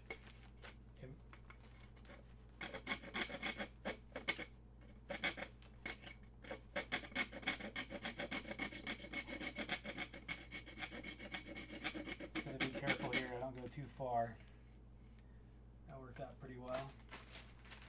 Hopefully all this plastic that's flinging around is staying on this other plastic that I'm sitting on, so I don't step on a hard piece of plastic, or not that my son's crawling around yet, but not that I want him to find it and try to chew on it.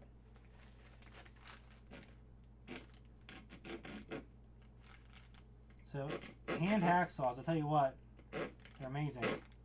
They're great for pipe, they're great for metal, they're great for wood, and they're great for plastic. And I say pipe, I mean I guess plastic pipe, metal pipe, whatever.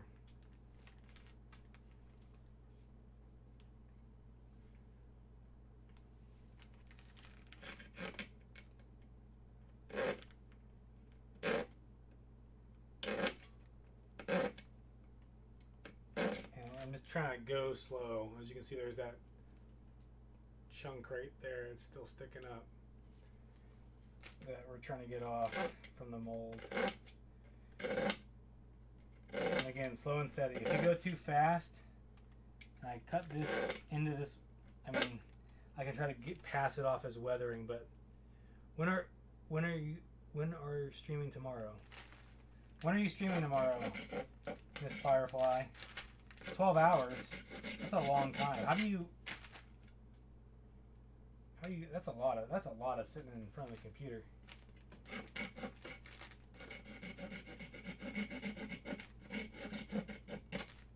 That's a lot of sitting in the computer. Hopefully you don't like get too exhausted from that. But you already did one of those before, though. I guess I remember you did like a 12-hour stream, right? You popped in. I popped in and like suggested that Jamie tells jokes, and then I ran off, and then Lisa kept watching the stream, and you forced him to come in and tell jokes.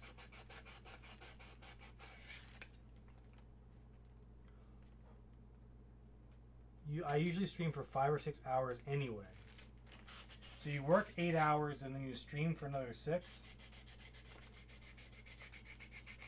That's a lot. That's a lot of stuff. He's eating bean boozles on stream tomorrow.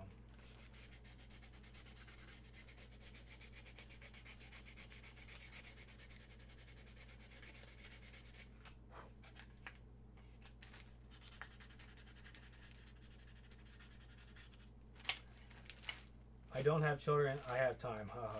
Well, you know what? You are right. I would say Cooper takes up, and more so Lisa's time too, a lot of times. And you know what? He's with her right now. He's napping, I hope, because he was napping earlier. But I would say Cooper takes up at least a fourth, if not more, of our day every day now. But it's worth it. That little boy, he smiles at you and you're like, oh, cool. You're so sweet. I'm so glad that you're here. So, it's worth it. Are bean boozles as gross as Harry Potter jelly? Yeah, it's the same thing. It's the same idea.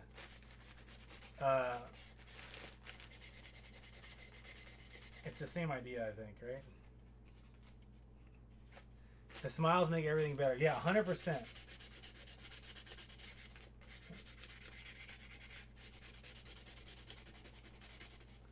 I need to scoot back. You guys are just staring down my crotch. It's horrible. There we go.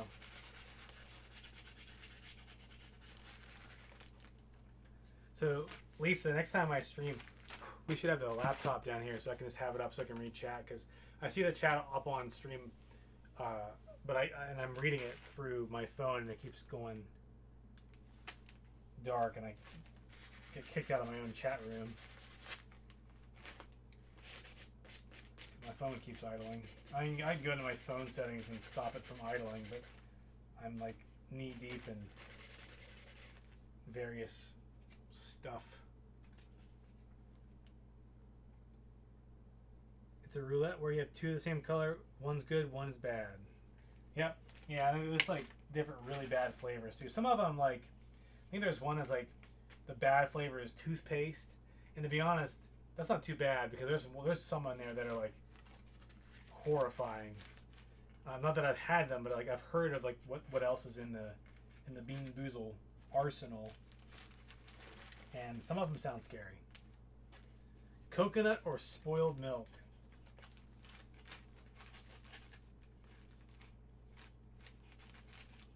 Can you imagine like the chemists, like the food chemists involved with like, okay, hey, we need to make a flavor that tastes like spoiled milk for this candy that we're making, but it can't be legit spoiled milk because we don't want people throwing up.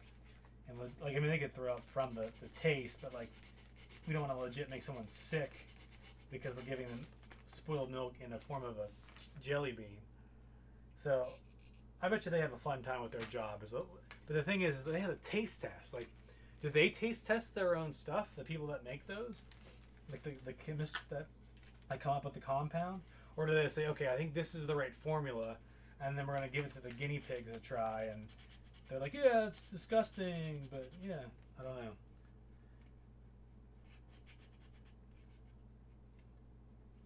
Jamie was bribed with an Ecto 1 Lego set to do this. Chocolate or canned dog food. Juicy pear or booger. Like, that's the thing, is everyone's boogers. I bet you people's boogers taste different. So it depends. Like, I guarantee, like, when you got a cold, I bet you it tastes different than whenever you're not.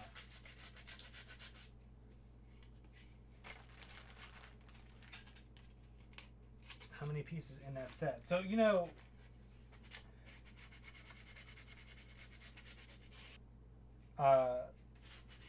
you swindled him into doing this. So you're buying him Legos. You're buying him Legos so he eats candy on the internet. You're a sick individual. Now, does he eat both of them, or are you guys battling it out? Like, are you eating them? $200? Holy crap. Is it like a limited edition thing or something?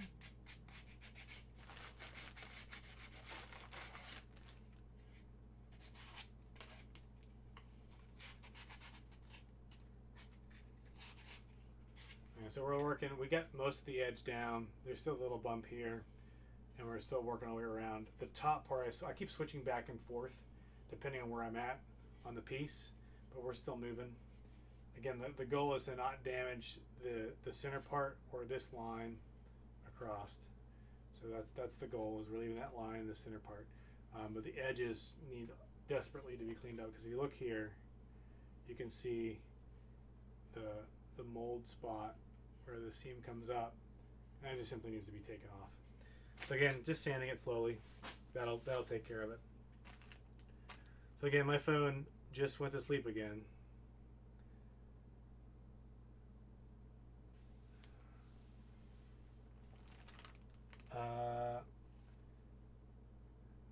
The good and bad both look exactly the same. So you have no. So my question is, are you taking turns? Like, all right, you pick, or he's gonna pick one and then you eat the other one, and you guys are battling it out, or are you just gonna make him be like, all right, you're gonna eat this one, good luck, and it's the bad one, oh, well, you're gonna eat the good one next, or whatever.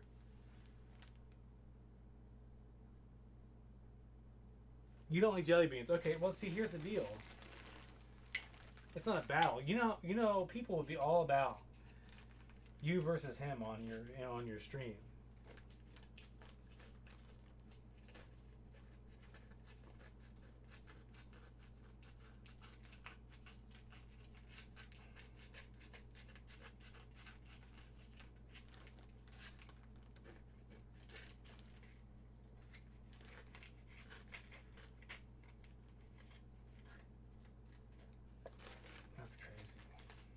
Man, I completely forgot you worked at Toys R Us for a little bit. I do remember you doing that while you're finishing up school.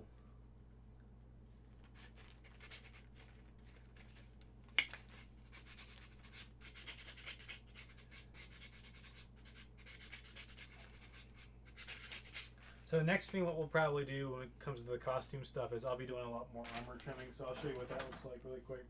So again, I showed this piece earlier. This is one of the armor pieces for your arm, and it's all one piece, but that's actually two pieces of armor: the bicep and then the lower forearm. And so it simply just gets cut right here across the middle, and then this edge that's raised, this piece gets cut right down through here, and on the opposite side as well. And then we deburr it. So there's a what we call a return edge up through here, and a return edge down through here. I don't know if there's supposed to be a return edge on this costume. On the A New Hope TKs, there was no return edge on the bottom part. So that was part of the higher tier approval, is you had to cut this completely out. But in other costumes, there were return edges. So before we cut that piece right through here, we're going to need to find out. Now I can guarantee there's no return edge on the bicep, more than what's right here that you see. But I'll show you what the chest piece looks like. So big cam, detail cam, You can see this gets cut through here, down and back. This little detail here, we can either paint black, or you can cut that piece out and actually adhere some black additional material. Some of the kits didn't have this depressed. They just had it cut in. This one thankfully is depressed, so that saves us time. And you can see up here in the neck piece that we have to cut this part out. And there's these little lines right here, this and this. And there's a collar. If you look at the costumes, even the Short Trooper has this. There's a collar piece that sits in here, but it only rests in there because it actually adheres to the back. It's attached to the back plate. The back plate looks like this. Oh, I need to hydrate. 1, 2, 3. 1, 2, 3. Okay, everyone's with me. All right, so I got Gatorade here. I got water here. So here we go. 1, 2.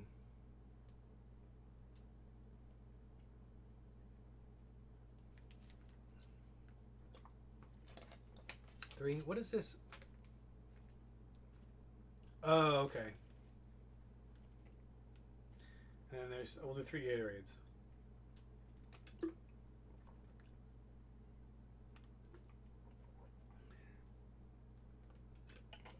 All right, there we go. Anyway, this is the back plate. On the detail cam, you can see that I've got to trim all this up to the neck, and then right where you see this kind of U shape where the back plate will be on your back, of course. That's where we're going to attach the collar. And you can see little details that they really help you out with on this armor. I don't know if you can see on stream or not, but there's these little lines right through here on the back of the shoulder pieces that signify where you should be placing the straps, the shoulder straps that you have for the costume. This back plate has a lot of details in it, and depending on the costume that you're doing, it varies a little tiny bit, but for the most part it's identical to like Short Troopers, just at a high level.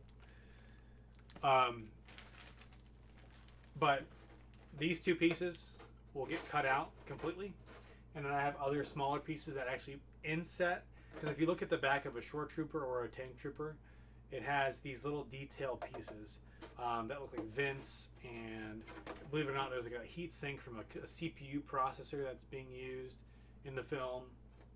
There's additional venting up toward the top that actually stays at the outer level, and even like these little divots. I don't know if you can see those divots on stream. Yeah, right there and here. These are square divots that you'd see on a Short Trooper. Now, I don't know if those divots need to be cut out for a Tank Trooper. From the CRLs, they don't actually have those described. But what I need to do is I need to look at the images I can find. I have a book from Rogue One that covers some of that, but I don't think I'm going to see the details in the book. I'm going to see if I can find some more resources online. Again, research is key there. Did you decide if I want to do the captain or the grunt? I'm going to do the captain. More work to do the captain, but you know what? It'll look cooler. So the significant difference to the captain is the shoulder bells are painted.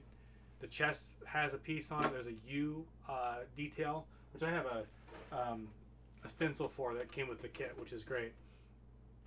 And I think that's it. This is the shoulder pieces, the chest piece. Maybe the biceps are. Oh no, the biceps are. I think are white. I can't remember. All right. And just to show you details, this is the bag of little greebly details that make the costume much more. I keep using the word detailed than like the 70s film. So this is a piece of that back of the back plate. Again, it gets recessed. It doesn't sit on top like this. You have to cut this out, and it sits in another container underneath, recessed and glued into place. But there's another greebly or another circle piece that sits on here as well. The ab plate, for example, on the A New Hope was all vacuum formed.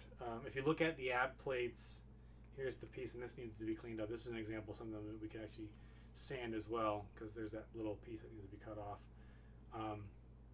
This is the ab plate piece that you see in the film. A lot more details here, because this is a hybrid resin mold, as opposed to just straight up vacuum formed, which is what they did in the movie.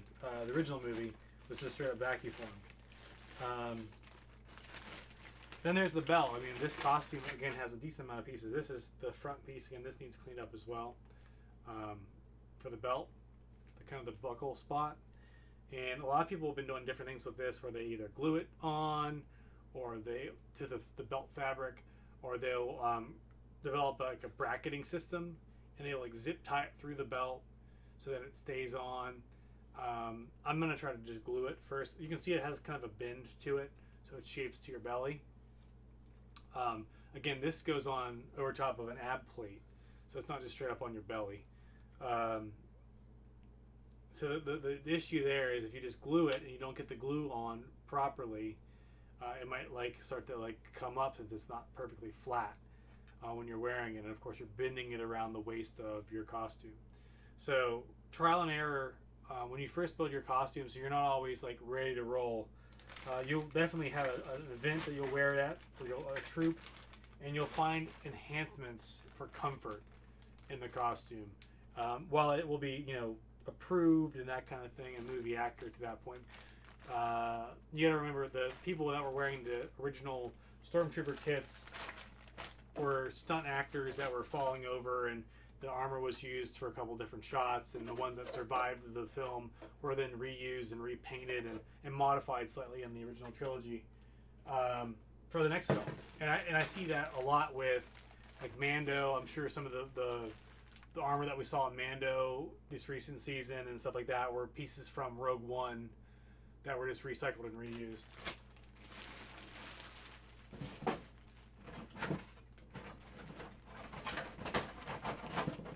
Here's an example of the straps. This is also made in what you can do is you can heat these up, and these get a bit more malleable. These are like a rubbery resin material. This isn't straight up resin. This isn't that hybrid that's like the helmet. This is harder. This is actually a rubbery piece. Still rigid, but I saw online a lot of people were just boiling this. You can hit it with a heat gun. The fear with the heat gun is if you hit it too hot, you'll melt this and you'll be toast, and you'll have to go buy another one. But if you simply put it in like a piece of spaghetti into a boiling pot on a stove, this will get soft enough to where you can bend this. Some of these straps go on your shoulders, for example. Some of them go on. If you look at any of the shore troopers online, the tank troopers as well, they have all these extra straps on their shin pieces, which I got a boatload in here.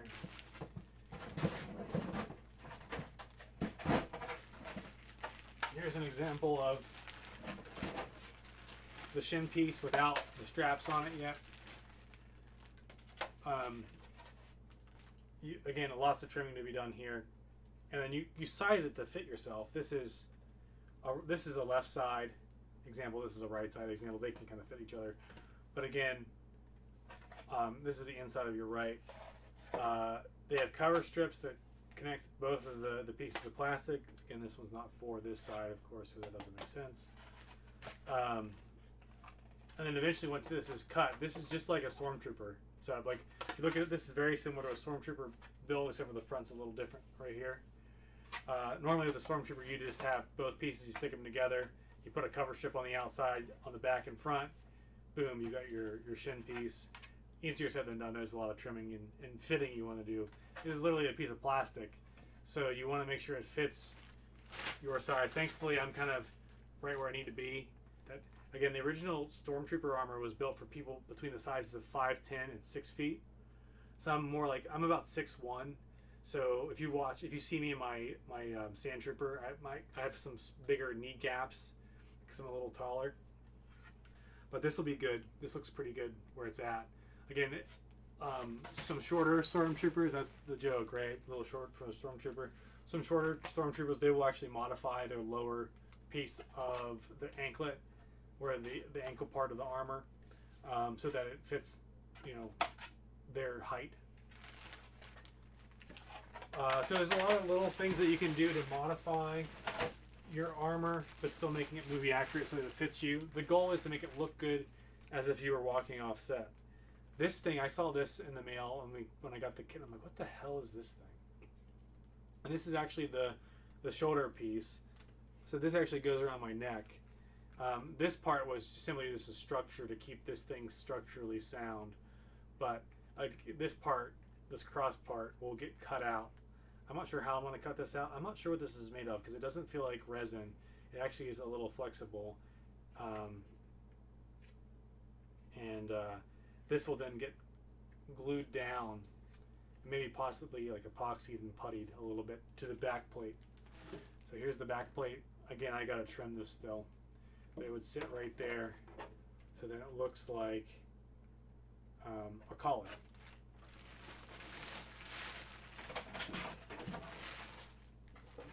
So that's the armor. That's another day, of course. And just kind of give you guys an idea of how long it takes to build one of these. And I haven't built this costume before, but building other costumes, if I had dedicated hours of time to work on stuff, I could whip this out in a few months. It's not like, sometimes a few weeks if I just had nothing else to do.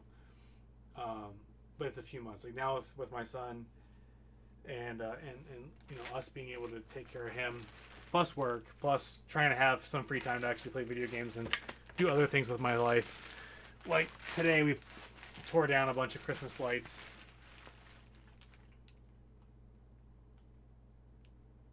Let me whip this out. Trying to put this whole thing together just takes time. I think I took a break from my original TK when I built that for a month or so. But when I was hardcore building that thing before the weathering, I tracked the weathering when I turned it into a sand trooper, and that took me it was around 60 hours, 40 to 60 hours to do the weathering the way I wanted it. And that included the backpack, all the armor, the helmet, the accessories that I had minus my gun. I didn't weather my gun, which is kind of weird. Honestly, I should probably weather the gun too, but I was using it as a blaster for my scout as well because it had a scope, but I ended up ripping the scope off of it because I didn't like it. And that's a DLT-19. That's my big rubber gun, as Canine would say, for my Sand Trooper. I'd still say that my Sand Trooper is probably one of my favorite ones because it looks amazing. I'm so proud of the weathering on that one. But it looks cool. It's very iconic. Like people recognize you.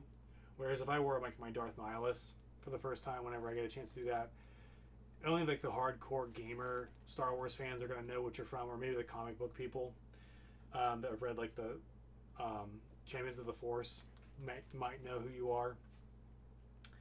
I wear my TIE Fighter costume a couple times now, and anytime you're a TIE Fighter, people that kind of know Star Wars or they're familiar with Star Wars, they immediately think you're Darth Vader. Every single time, oh, you're Darth Vader. Look, that's a good Darth Vader. And you're like, no, I'm a TIE Fighter pilot. I don't look like Darth Vader at all. Like Darth Vader's helmet's completely different than what I'm wearing. But you put some Star Trek thing in front of me. Thankfully Star Trek costumes aren't super intricate. Some of them are, I'm sure. Some of the more alien-based stuff, but most of the uniforms are all cloth-based. But you couldn't tell me. I learned the other day the different ranks. I think it was on the shoulders or something like that. This was a month or so ago. Roll was telling me about how the rank work in Star Trek, and I don't know anything about Star Trek, so I wouldn't want to assume anything there. But with Star Wars, being a huge fan, to me it's just it's a no-brainer. I'm not Darth Vader, but that's what you get. A lot of, and it's not just kids. You'll have adults that'll be like, oh yeah, Darth Vader. I like your Darth Vader. No. Not Darth Vader.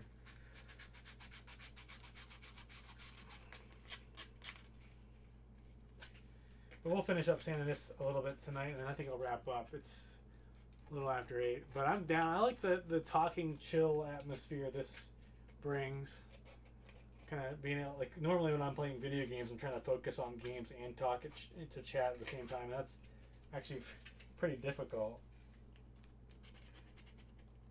But being able to work on this, if I'm just sanding something, I can actually do two things at once. Some of the more intricate details, when I get to those, I think I'm going to bring the camera down a little closer, this one right here. So then it'll be almost on the floor when I'm doing maybe some of the painting work or some of the weathering work. That's really fun. I would have loved to start this whole stream with weathering a stormtrooper, because that's a good time. Is that an arcade cabinet in the background? Oh, right here. We have it's a virtual pinball machine. Yes. So this, I guess you can call it an arcade cabinet. I do have a Donkey Kong MAME cabinet upstairs, but it's like a tabletop cab. It's not like a full dedicated cab. But again, they're both MAME, so it's like the top screen's a small screen, and then the bottom screen is like a 28 or 24 inch television that's built in, and it's literally like just a Windows 7 computer, but it has Steam installed with a bunch of pinball tables and some other things built in, and it has a bunch of MAME games too. So if I wanted to play, it's got a joystick on it, and it has the flipper buttons on the side. It came with the house.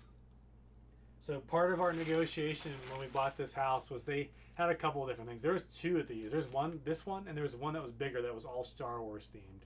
It was amazing. But the one that was Star Wars themed had a lot of software related issues. It wasn't performing like the actual pinball part well.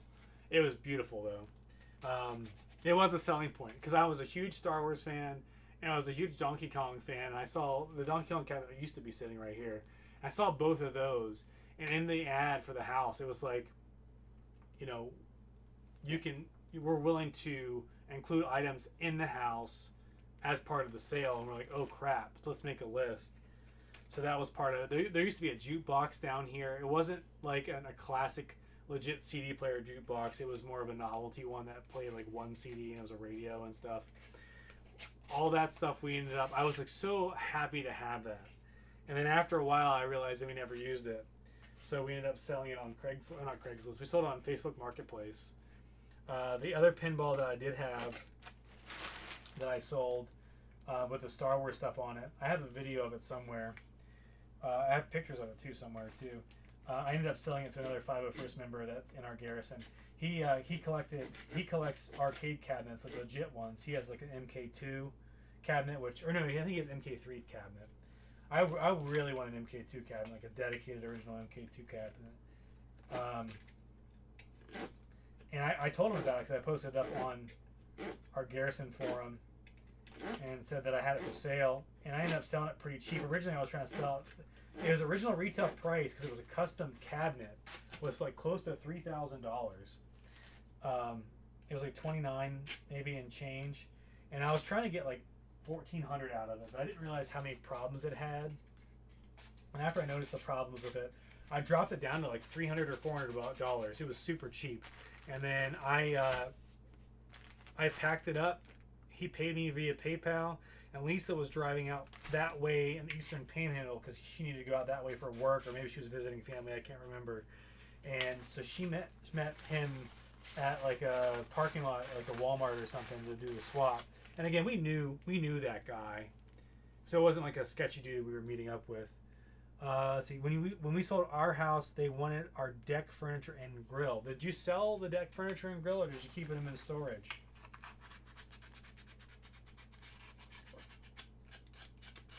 I'm sure you don't have the deck furniture and grill where you're currently at in NYC.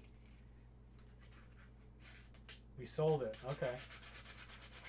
Yeah, it really helped with selling, I guess, in that case. So in our case, the TV that you see, I don't know if you can see it in frame. You can kind of see it all the way over there. The TV that's in frame over there, that came with the house as well. It was already mounted to the wall and everything. There was like a scoreboard. The guy was big into sports. He had like a scoreboard and a ticker feed thing that you could connect to your Wi-Fi, and it would like pull down like sports scores off the internet, and it would like ticker feed across, above the TV. And it was hit or miss, like how it would work on the Wi-Fi. And to be honest, I'm not a huge sports fan. I mean, I'm wearing a Penguins freaking shirt right now and pants. I like hockey, but I don't like avidly watch sports. We don't even have cable.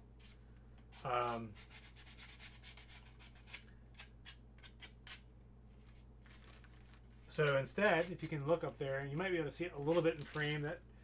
That picture right above the it looks like a bookcase actually has all of my records in it because I'm a big records guy. I got into vinyl, I'd say, in the last year and a half. Is an Aquabats poster. We were talking about the Aquabats earlier. That's autographed from their CD album, their album that came out back in like 2010.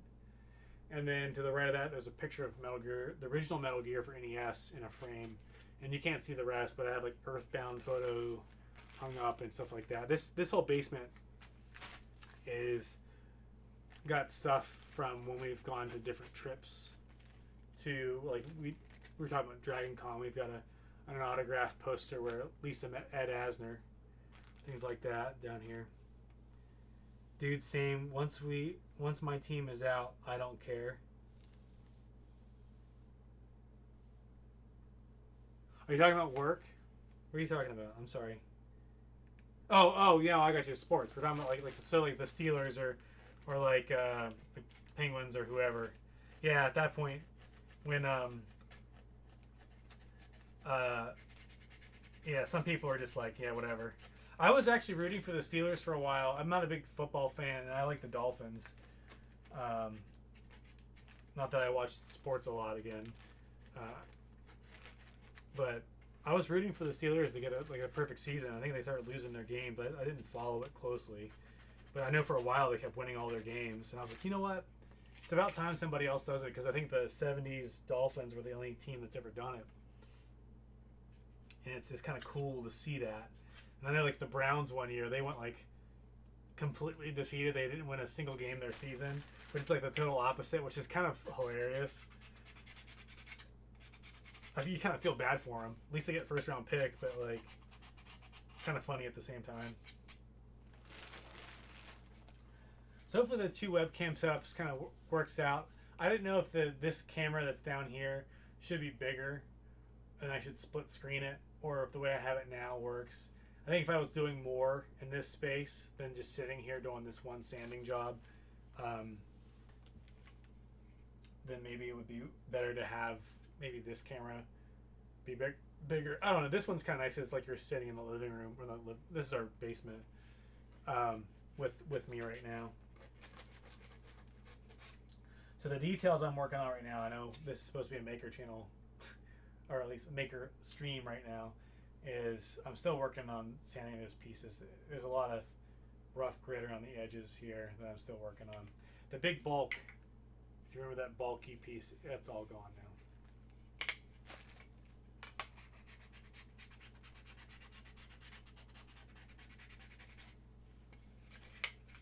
So what else is everyone doing tonight? Got a handful of people watching. If you're lurking, that's cool, not a problem. So besides watching me sand some resin, hybrid plastic material, are you guys, I know there's some folks making cookies earlier. I don't know if they're still watching. There's people eating earlier. Lisa, did you have any of your soup yet? After talking about all the food and stuff, I'm actually starting to get hungry. It's like 8:30 and I should have eaten. Is I/O working? It's probably taking over. Say again, say again. Is that enough? Over. I say again. I had it loaded off my hard drive. I heard my hard drive spinning. Jumper Dave, we have over.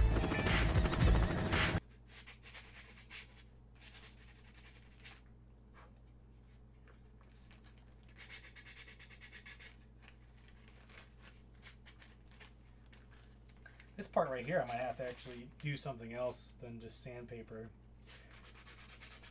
This top part is definitely rough, so I gotta smooth it out. Was playing GTA while watching some dude sand something. Oh yeah, you're still playing GTA, I forgot about that.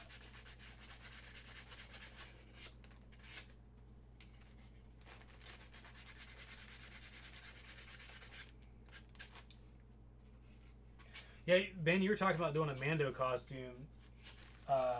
There's two different versions, technically, I guess. I mean, do you mean like a general Mando, or are you talking about Den from the Mando show? Do I have any detail files? Oh, the little tiny detail files. I don't. That's a really good idea.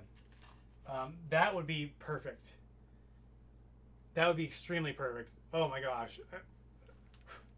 Kicking up dust. Uh, would where would you go to get that? I mean, would Lowe's have detail stuff like that, or do I need to go to a specialty store, or just order them online?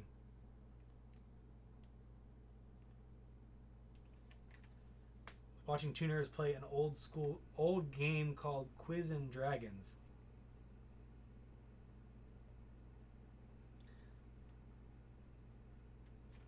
General Mando. Okay. Yeah, yeah. If you do General Mando too, um, like a lot of the templates are out there. And I know some folks in Mando Mercs that would totally hook you up with some templates for doing the. A lot of those guys do. I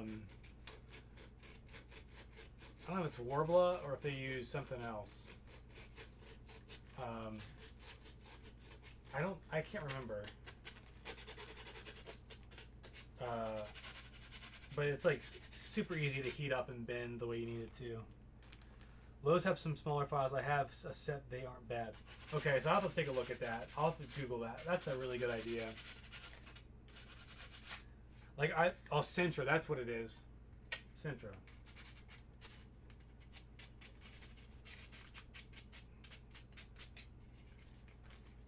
And buy a couple sheets of Centra. They use the pattern and they cut that stuff out and they heat it up to shape it, and it heats up really quick with a heat gun. I've watched a couple Mandos make armor over at my buddy's place.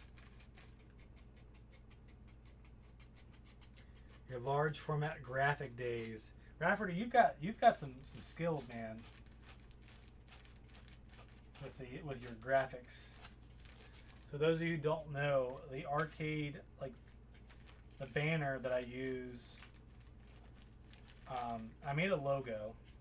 Roll 1d20 in our Discord. Helped me with the initial vector kind of idea for the arcade cabinet. And I painstakingly made a mouse and keyboard that sits on that for the logo. And then Rafferty came in and he's like, "Let me hook you up." And he, if you look at there's a pinball machine, or sorry, pinball machine. There was a skee ball machine, like that banner that you see on the top of the channel is like the play field or whatever you want to call it for the skee ball, where you roll the ball up. And I found that photo online that was free use, and he did some cool graphics to get that logo that I have like laid on the surface, like it looks like it's part of the surface with all the lighting and everything. It's perfect. Found a CNC file for cutting out Stormtrooper armor, actually, but it was also involved lots of heat forming. Yeah, most of the guys just use vacuum form stuff off of a clay mold because it's just, and again, you could build it if you're good at like casting that kind of stuff, but like doing that kind of stuff with the CNC files, you would be working for a while. You'd be working for quite a while.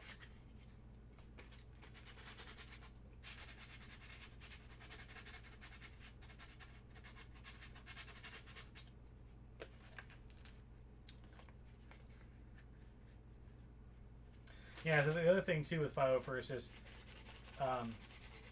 when you see armor, approved armor is always some sort of either ABS plastic or some sort of heavy material. They won't let you do foam armor for like a costume that doesn't look like foam, like in the movies, for example, which most of the time they don't. There are a few exceptions to that, but they're pretty rare. TJ heat forming, 700 degrees heat gun piece, sticks it on himself. Oh yeah, that's how I do it. Permanent armor. Yeah, so whenever I was doing heat forming, when I did a foam armor Jedi for Dragon Con in 2013. That was before I did like kind of the simple Jedi, because I wanted to get into like Star Wars costumes. I would just heat up like foam, matte EVA foam that you'd use for like laying out in your garage. I bought it like a bunch at Sears before Sears went out of business. This was again years ago. And I would just cut out the mold, the shape that I wanted, and I would just heat it up. I'd wear like a leather glove, for like a winter leather glove, so I wouldn't burn my hand off. Heat it up, and then I would like drop the heat, turn off the heat gun, stick it up in the air, and like shove it onto my chest or my abs or wherever I was doing the piece, and like let it cool down so it would shape to that. So I'd wear like a long sleeve shirt and just do that, and it was not comfortable, but it worked. It definitely worked. But now I use the heat gun on a lot of just like shaping the ABS. So you can heat up this ABS. So if it's a little bit big and you want to shape it a certain way, you can do that. But you got to be really careful you don't melt it, because those heat guns can get hot quick. And if you get too close with it, it just. And I use it for making lenses, so you can see out of like helmets. So you got to heat up. Yeah, don't try that at home. If you use a heat gun, make sure you use it safely. Don't just throw hot objects on your body. But yeah, I'll just use a heat gun to heat up a lot of times like acrylic plastics, and then those acrylic plastics we usually use for visors. And when we do that, this needs a super chunk. Let me go get some thicker grit paper. I don't know if I have any. I'll be right back. Give me 1 second.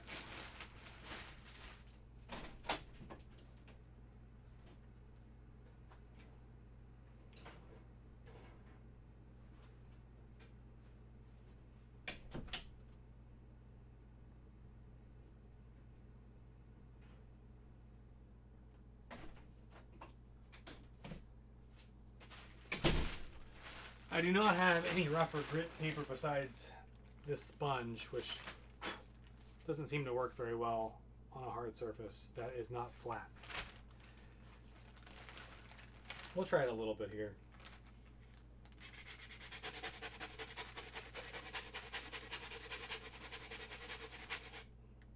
It's working, but not the same as the other, looks like.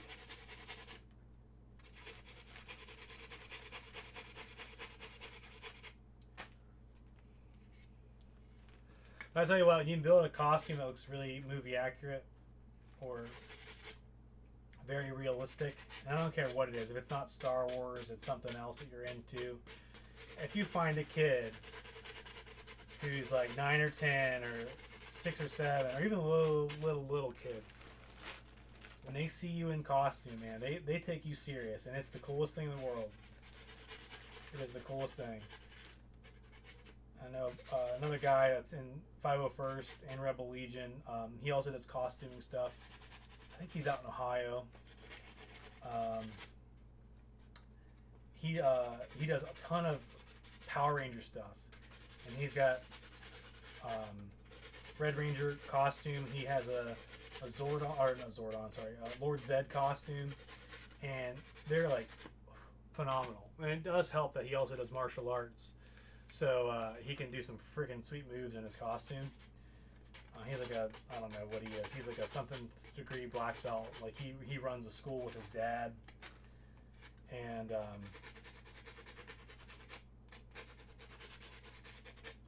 the story goes that he was at like a pizza place. I forget what pizza place it was.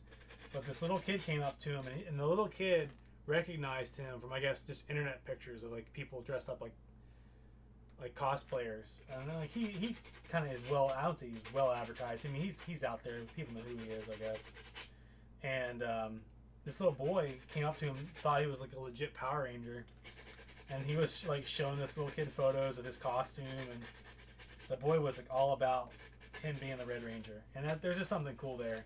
And I mean, even like before I had a little boy, I mean, it's just so fun because you think about yourself when you're a little kid interacting with people. And as a kid, I didn't get a chance to go to any conventions or anything like that, and they weren't that popular. I mean, they were around probably when we were kids, but my folks didn't have the money for that kind of thing, so we never went to anything like that. And my dad wasn't a super nerd or anything like that. I mean, he was a nerdy dude, but he wasn't going to conventions or playing D&D or anything like that.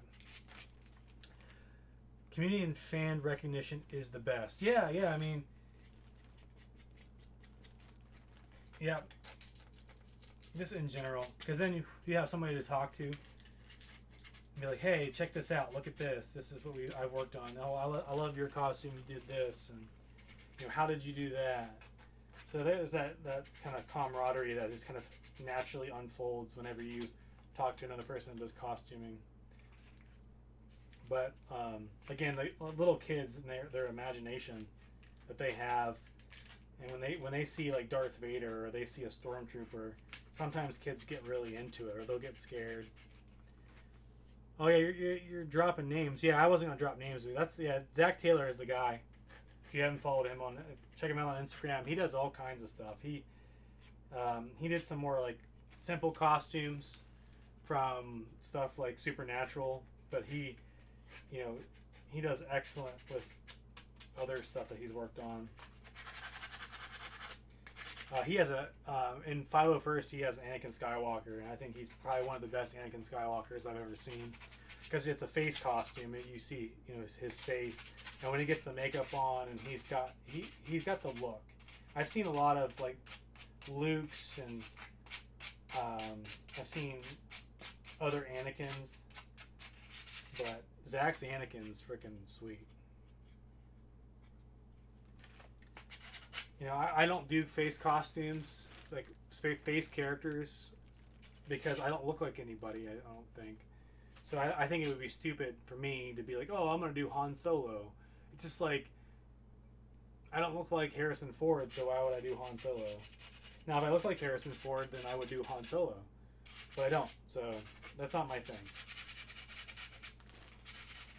That doesn't mean that I wouldn't cosplay. I mean, I could do like a costume based on Han Solo, but I wouldn't do like, oh, I'm going to make a Rebel Legion costume of Luke Skywalker in his Tatooine farm boy clothes, unless I look like Mark Hamill whenever I was in my 20s. When I was taking my pictures in the streets of NYC, I randomly said, "Oh man, Casey Jones." Yeah, that's awesome. Like that's like perfect, because first of all, you're in New York, which is completely irrelevant to the costume. And like the fact that someone's like, "Oh shit, Casey Jones," that's cool.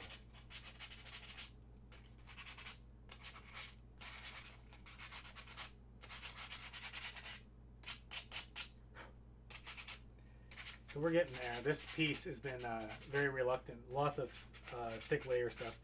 I think you could do a great unmasked Kylo Ren. I mean, maybe Kylo. He's got kind of a weird long face. But maybe. The thing is Kylo doesn't have a beard, so I have to shave on a regular basis, which is fine, I guess. But I don't. He needs those abs. I have to work out. Yeah, I have to work out. Right now, I've been eating too much sweets. Since Thanksgiving, I've been having like ice cream or some sort of sweet something every night, which is probably a bad idea. You gotta be swallowed.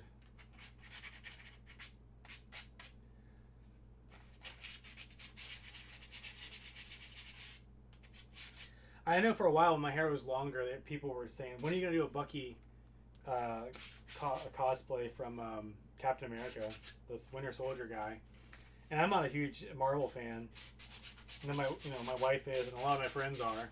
I don't mind superhero movies, but I feel like they don't have as much consequence because in comic books, I mean, heroes die off all the time, and there's always some alternate dimension or a reboot. And it doesn't feel like there's any substance or weight to the story when somebody dies off in a comic book movie. So that's why I don't like it as much. I honestly, for a while, was thinking about doing a Kylo from Force Awakens. Like, I love the Force Awakens Kylo. Like, the look, the hood, all that stuff. Like, that's a really cool character. But I had helped somebody suit up in a Kylo at an event, and the layers of fabric that you wear for that costume, it's insane. And that the fabric is beautiful, but it's super thick and heavy. So wearing like multiple layers of that thick, heavy fabric, I almost would take a stormtrooper any day or a sand trooper any day. Now, I mean, that fabric will breathe a little bit, but with the amount of layers that you have on and the fact that it's black, if you're doing an outdoor event and it's like decent weather, you're going to be sweating up a storm, let alone if it's like the middle of summer. Which in our case, it was summertime. It was at a baseball game that we did an event. And, you know, that, when I saw the layers, I was like, nope, too much.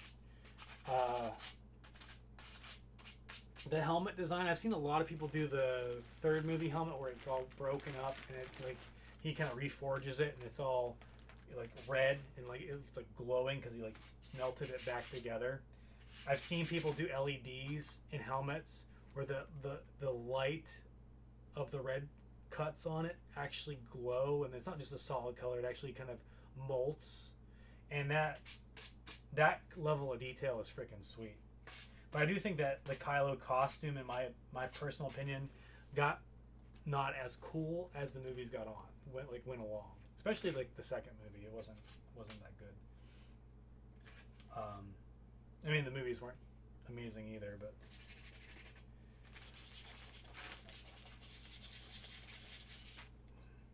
So again, we're still working on this. I mean, this goes to show you guys how much time and effort it takes just for me to sand stuff. And hitting a Dremel on this is definitely a doable option. But if you leave that on there for too long and you go into too deep, then you're going to have to rebuild it. And that, like I said, there's like clays and things that'll harden that you can use that'll attach to material like this that would be perfectly fine to fix the helmet. So you don't have to go out and buy a new piece. Or you could go out and buy this piece separately. I'm sure the guy would sell it to you. But why risk it for the biscuit? And the biscuit getting done faster. I'd rather do it right the first time. I've never had a major accident with the costume itself when building one because I always take my time doing it. I have had situations where I've hurt myself, where I've like cut my finger open or I've burned my hand because I'm stupid enough to use a heat gun because I only need the heat gun for like 2 minutes. Like I just need to heat something up really quick and then adjust something, which I'll heat it up and I won't use a glove and I'm stupid enough to touch the plastic that was just heated. But you know.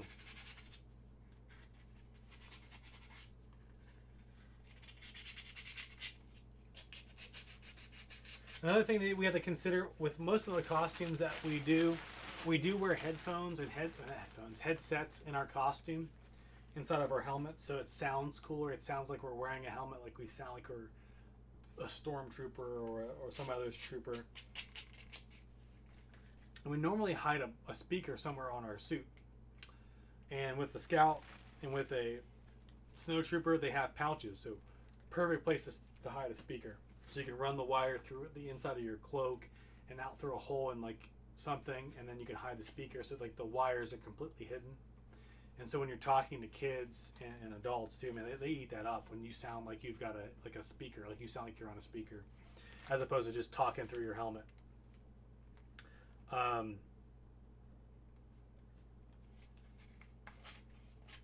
But with this costume, there's not really.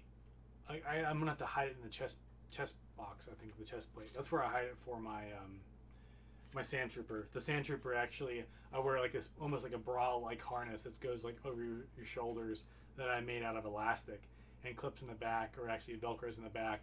And I actually lasso 2 straps from this little acre speaker that I wear on my chest. That's low profile. And then when I put my chest armor on, it's just hidden underneath there. And then I have a wire that runs down through what we wear is called it's a little neck piece, and you'll see if you ever watch the new movies where Finn's taking off his armor, he grabs the back of his thing, he throws it down. It's like a Velcro thing. It's like a little I'm drawing a blank. Neck cover. That's not what it's called at all. It's getting late for me. I got dad brain. I'm getting stupid.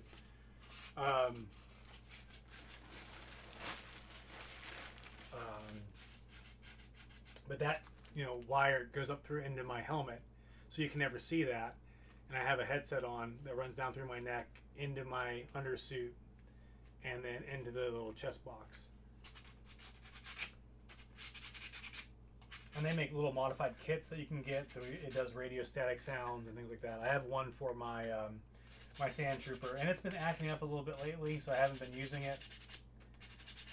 But other costumes, like if you listen to when you hear a scout from Rogue One, from Return of the Jedi, they don't sound like they've got that sound. It just sounds like someone talking through a radio, as opposed to like the opening static of a radio and then the communication. So there's little subtleties like that lead you to decide on how you actually set up your kit. So I only use that static sound effect when I wear my Sand Trooper, but when I wear like a Scout or a Snow Trooper, it's just the microphone. So it just sounds like my volume of my voice is increased through some sort of electronic means, rather than adding an extra layer of static to that sound. Well, this is getting there. I don't know. How long have we been streaming? It's almost been 3 hours. Holy crap. So we'll probably wrap it up here in a little bit, but I do want to clean this up a little bit more before I stop. And then I have to figure out a way to clean up my mess that I've made here on the floor. So thanks for hanging out. And this was, again, a kind of a test stream. I just wanted to see if these camera angles looked good. I wanted to have the kind of the small cam down here, and then the one that we're looking at on the main. I wanted to get the chat as well sorted. Looks like it's working. So different than our normal stream, I know, but probably something that hopefully something you guys enjoy. It's kind of more of a chill and chat situation than game and review.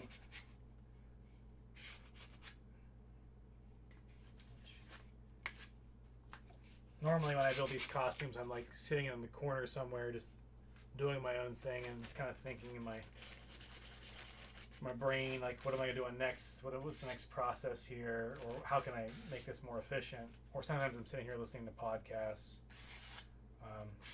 Normally Lisa and I could talk whenever I'm doing some of this stuff.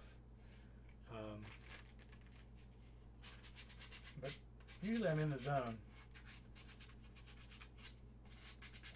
Again, it's good to be in the zone so that you don't make a mistake. So you don't, because again, this is expensive. Expensive stuff. If you make a mistake, you can always rebuy stuff, but pricey. So just to give you an idea, because I know people see when they Google online, oh, I want a Stormtrooper armor for Halloween so bad, I'm going to go Google it, and I want to buy one off of some guy that's just going to sell it to me on Etsy, or I'm going to go buy it off of some website that makes premium costumes for Halloween. Well, don't do that. Like, you could do that if you want something, but if you want something that's movie accurate, don't do that. There's vendors out there that people from the 501st can link you up with, that you could get things that are going to be more accurate. If you care to do that. If you don't care to do that, then whatever. Go buy things. But to put into perspective, there's costumes that you see that you can buy that are premium quality, which aren't really premium at all. They just look nicer than your standard Halloween costume. They cost like $1,200, $1,400 bucks. It's crazy. You can actually buy a kit, and now you gotta spend time, building it up. Which, again, depending on the costume, it's not that hard. But you can buy a kit and helmet for a Stormtrooper from like a New Hope for like $800 bucks. If you have the gumption to learn how to strap it up, so you can wear it and like cut out the materials and glue it together and paint it, like the helmet and stuff, $800 bucks, like ballpark, besides like shipping and stuff. Whereas you spend $1,300 on this subpar fake ass costume. I'm sorry, I'm getting a little, like, if you're into like that thing, I apologize, but like, if you want something decent, don't spend your money on garbage. And there's people out there that'll commission it for you, especially if you want to join the 501st. A lot of people do what they call armor parties, and they will help you build your costume. And they don't charge you to build your costume. That's the thing people think people are. That's the thing people are lazy. People are lazy. That's the thing. You're right.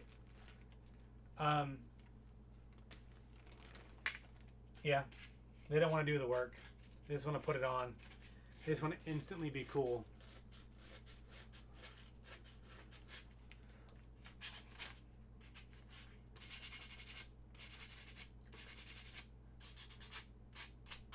I'm looking forward to seeing, and I haven't been to a troop since Mandalorian came out. I'm looking forward to seeing like a real like nice Mandalorian costume done, like from like the Din character, not like any old Mando, because there's a lot of little nuances to his costume, and getting the shine right on the armor, because normally it's an ABS plastic that's being used and painted, to get that shine on there just right, to kind of pretend that it's, that fictional metal, the Beskar metal in Star Wars. That'll be cool to see.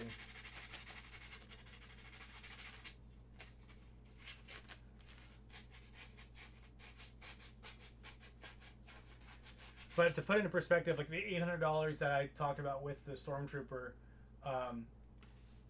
that's actually a fairly cheaper costume. I think the cheapest costume you can probably get, I'm not familiar with, I think the Jedi costumes are pretty cheap too. I don't have anything from Rebel Legion. I'm only in 501st. I was thinking about doing a Jedi costume.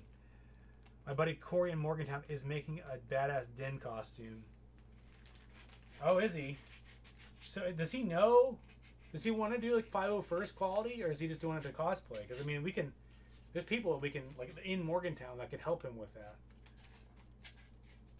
Not that he wants to meet up with anybody right now with the whole COVID thing, but I mean that's a thing that like we could help with. That's awesome though. I wonder if he's doing. I wonder if he's doing the first season or the second season. Is it pre-Beskar or post-Beskar? Because if you look at the pre-Beskar, he's actually wearing some Shore Trooper gear.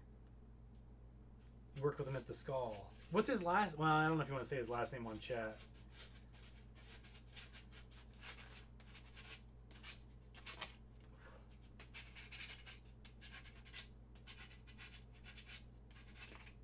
Trying to think. There's no one in Morgantown that I know of recently that's been asking to join or anything like that. Not anybody in court anyway.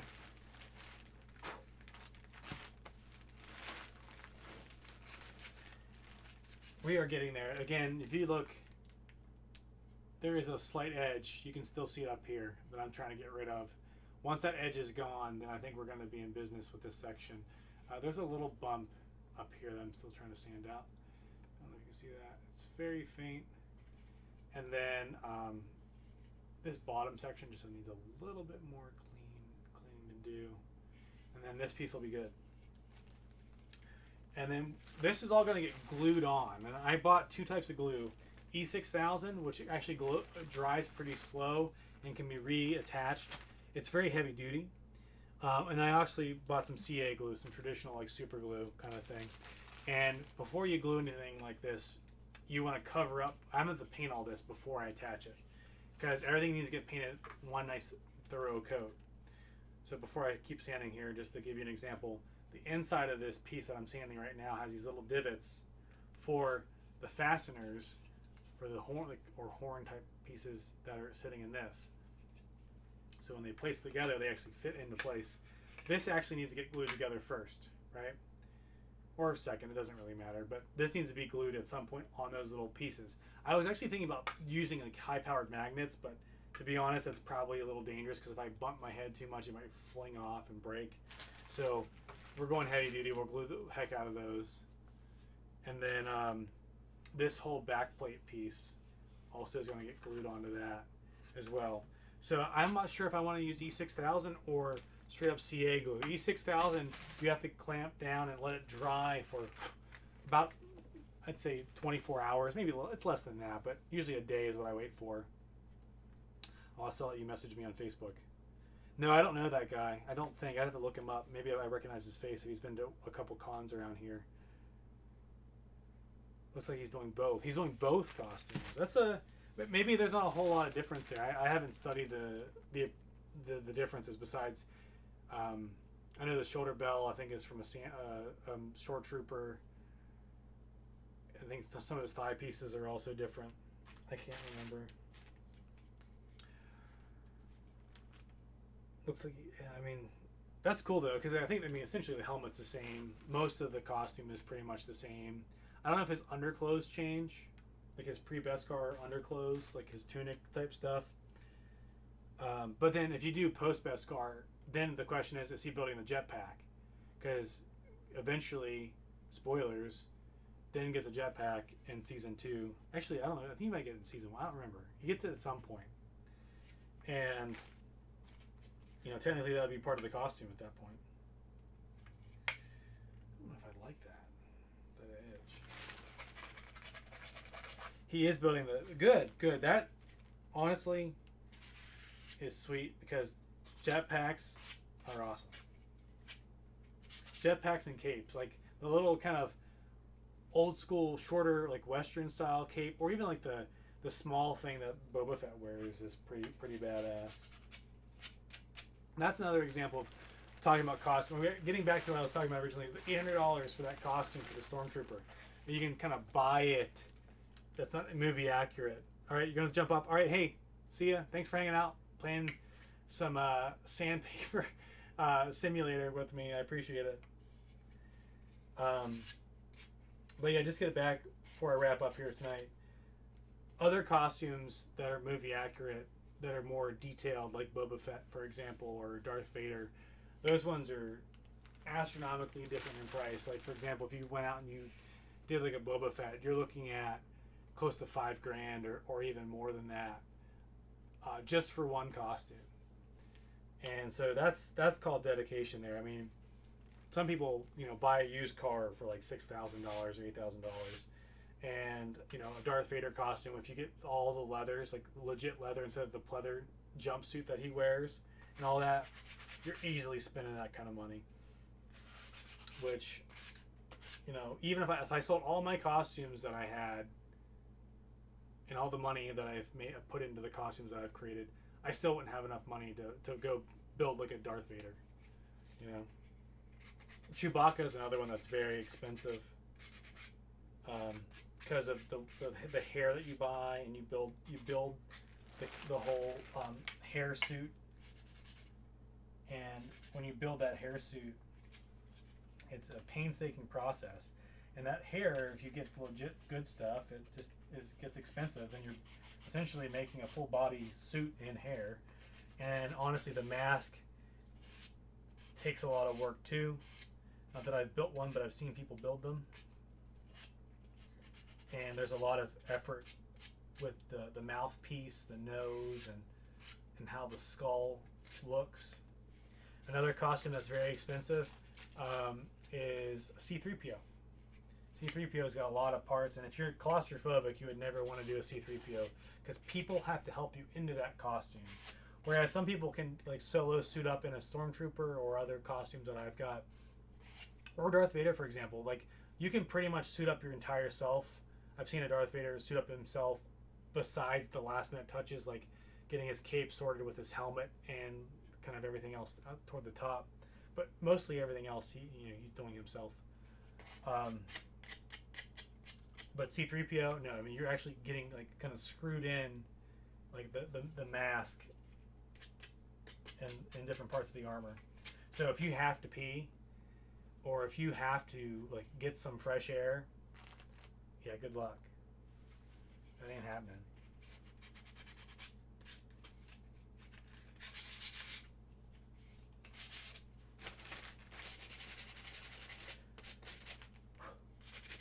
Well, it is a little after 9 now. I'm almost done with this last part.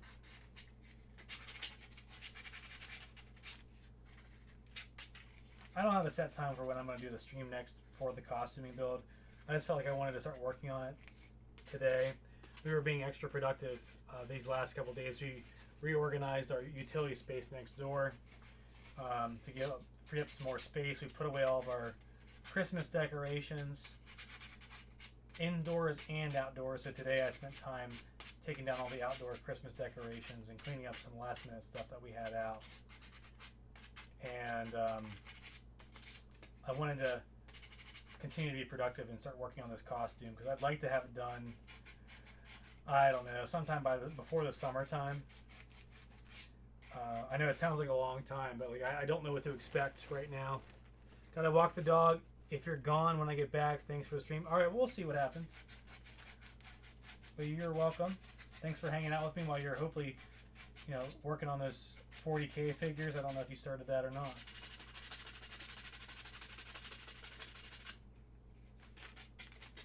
So as I'm sanding, I'm kind of shaping this piece. I want to have no sharp edges around here. I want to make sure it's nice and smooth. So whenever I do glue this, I'm going to rough up the entire back piece here. Or at least in this case, no, just the connecting spots. But on the front of the helmet where this is going to get glued, both spots will get roughed up after we've painted. So spots here will not get painted. I'll end up covering these little nubs here as well as the male counterparts with painter's tape whenever we go to paint that. One, no one's going to see that part, and two, we want to get a good adherence with the glue. So roughing it up, getting it nice and kind of scratchy feeling with like a rougher sandpaper, rougher than what I'm using right now, allows the glue to kind of seep through the little gaps, and it kind of reinforces it so where it is much tighter and it holds better. And believe it or not, most costumes, all the Star Wars costumes that I've worked on, a lot of the ABS plastics are just simply glued together. Some are strapped, so you wear them strapped to your body, but like the parts themselves, like making the thigh pieces and the shin pieces and arm pieces, etc., they're usually just glued together. Now different parts are riveted together. So for example, like a stormtrooper helmet, they have these little earpieces, these little ear cups on the sides. They're actually there to hide riveted screws or rivets sometimes on the sides of the front piece and the back piece. The back piece has like the helmet part, the upper part, as well as the back part of the helmet. And then the face mask itself gets kind of tucked up underneath and then riveted on the sides. At some point during one of the streams, I'll bring down some parts that I've finished and we'll kind of show those off. I know you've probably seen them. If you've seen the channel before, whenever we're streaming games, I'll have an option. I haven't had it lately, but to make me wear a Star Wars helmet while I'm playing a game, so it's kind of harder to see if I'm wearing like a Stormtrooper, Sand Trooper, or whatever, or a Scout, even though the Scout's pretty easy to see out of. But just to show off how the helmets are built, because they do a good job, like back in the day, of course in the late 70s, early 80s, on hiding a lot of those little details by covering them up with other parts.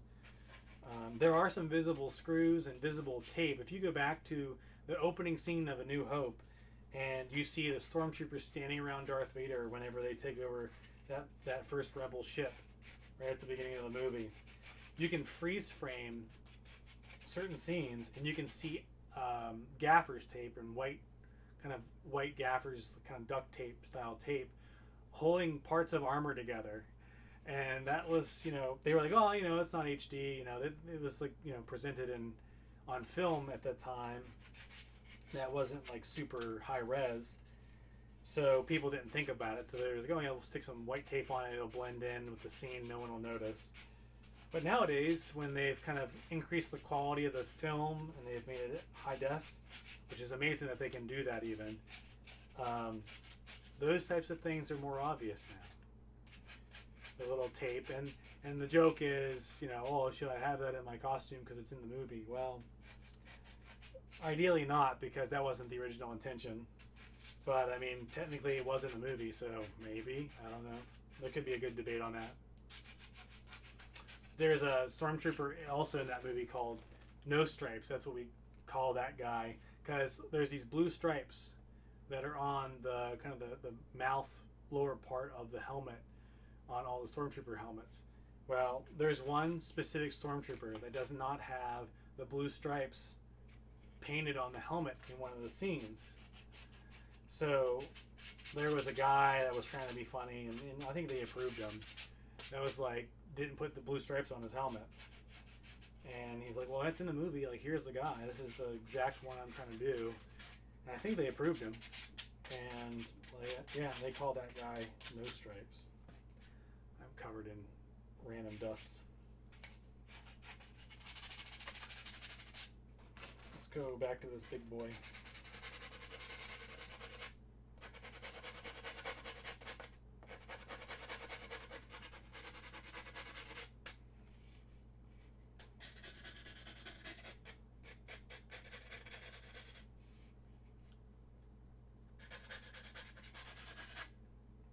And I tell you what, the time and effort it takes to build one of these things, and once you get it done, it's the coolest feeling. Like when you put everything on, and I think a lot of stunt actors and people that are like legit actors in the movie that, you know, are main role characters, when they start putting on costumes like this, they're like, oh man, now I'm doing it. This is awesome. Like I feel great.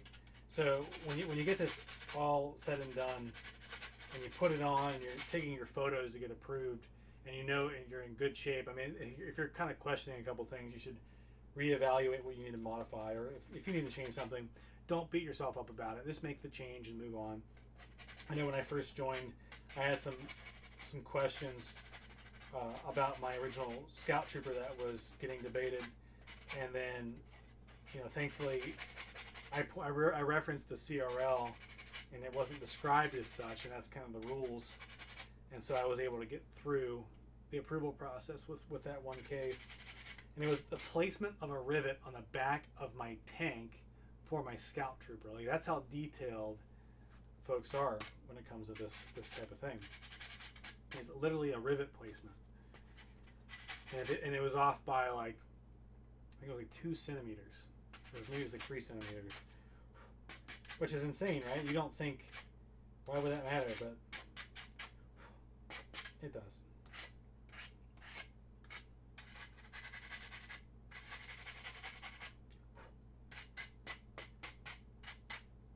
And to my surprise, it was because, you know, I did it because there was already a hole already in the armor there, and it was just the bender that I used that had the hole there. And so I showed the example, and the guy that helped me build the costume, well, he didn't help me, he kind of gave me pointers on how I should build it, was already a Scout Trooper, and he had the rivet in the same place, so I just kind of took notes off of that. And I feel like I've learned since then, the big thing is to reference the movie, like anytime, and it's probably really hard to find that exact rivet placement from Return of the Jedi. I don't think you'd probably do it. I really don't. You'd probably have to refer to any of the special features from the DVDs or the Blu-rays where they show off the costume design, and that would help you. And even again, when they show you the special features in those movies, sometimes the people that are setting up the costume from the archives to take the photo to put it into the special edition or whatever they're doing for the Blu-rays and all that, the people that are putting the costumes on, they may not know necessarily all the little detailed accuracies from the 80s. So sometimes they will put the costume on incorrectly on some of those extras, those DVD extras. Like the biceps or something might be upside down or backwards, or the hand plate might be flipped around. So that's when you got to go and be like, okay, well, was it actually in the movie, not in the special bonus features or something like that? Because that, to me, still, I mean, that still matters. Even though it's shown in the bonus features, it was a mistake because whoever suited up for the photos didn't do it right.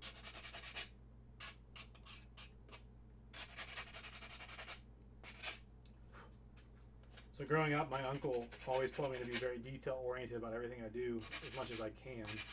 I think that really helped me in my career, and it helps me with costume stuff. It's just kind of like this mental state you get in, and you're just like really honed in on getting something done. That looks a lot better than it did. So the edge is pretty much gone now. It's just the smooth spot where we wanted it to be. So this thicker piece of foam is working pretty well. I just gotta be careful as I get closer to this edge that I don't damage this. And these finished products too, I've seen a couple of these build. They're awesome. Like if you get the weathering down, and it's all about the weathering. Like too, once you get this thing built, and you got it painted, or if you don't paint it, whatever. But what makes or breaks a good costume, and I don't care if you're doing Star Wars or anything else, Fallout's a good example, or anything that's got some grunge to it. If you really focus time on learning how to do weathering properly, it makes your costume pop, and you stand out so much more than anybody else if you just get that little subtleties down. That just highlights components to your costume that other folks may not tend to focus on until they see it. So keep that in mind when you're doing any cosplay stuff, that, you know, does your costume have any weathering aspects to it? Or maybe it's like a stormtrooper and it's as clean as possibly can be, and that's just how it is. And if that's the case, don't sweat it, because that's how it was, you know, originally intended. But even if you're doing your own costume design of, I don't care, it could be something from Pokemon, I don't know. Little subtleties like that really go a long way. I know a lot of the folks that do like World War I reenactment or World War II reenactment or Civil War reenactment, they go out and they get a lot of like movie-based like spray paints, like weathering spray paints, to like simulate sweat on an old shirt or on a rucksack or something like that. And again, that just makes it feel so much more authentic when you see somebody with that fake sweat. I know it sounds gross, but I mean, if you saw someone like fresh military clothes with a fresh helmet that doesn't look like it's seen some stuff, and they're just standing there, it's like, oh, okay, well, this is just a generic guy. This guy hasn't seen any action. But if you saw, you know, something with a lot of sand and grit to it, maybe legit sand and grit. One of the things I used to weather my cloth-based pieces to my sand trooper was like just foundation, like women's makeup foundation, skin tone, because it was a sand trooper, and that worked perfectly. I used that with some acrylics, spray paints, and some other stuff like that. Plus, you smell good. Like, it's awesome because you smell amazing, and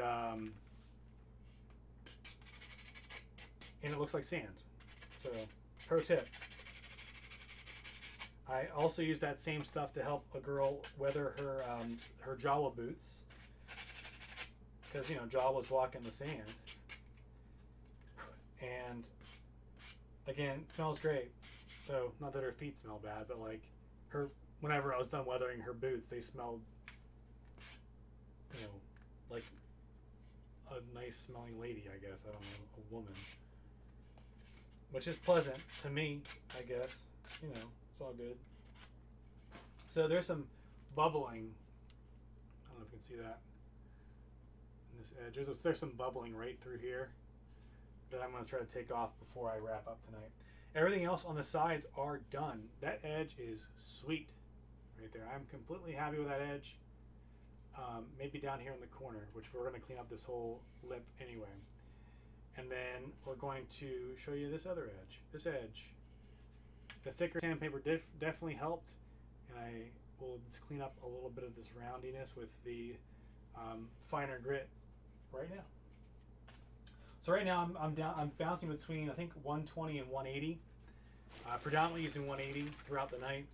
One of the big things is whenever we're done with the 180, I'm going to switch to like a 220 or 240 or something that's in the 200s, just to kind of clean things up and make sure there's a soft edge. There's something that we call in the 501st, and it's called armor bite. And if you have armor bite, it's where you're in your armor for so long that they have sharp edges to it, and you start getting bruises or cuts or like sore spots because those areas might have a sharp edge to it, and you start feeling uncomfortable after being in the armor for so long. I see there's another chat that's not coming up at my phone, so I'm going to stand up. See what it says here. Does red shoulder pad thingy signify that stormtrooper and is a sand trooper or an officer like a Mando? Oh yeah, so the shoulder pauldron is a rank. So So you saw one in Mando. He was doing some cool stuff with some thermal detonators. He had a yellow pauldron. So he might have been like that. Hasn't really truly been defined in the Star Wars universe. My guess is what's his name?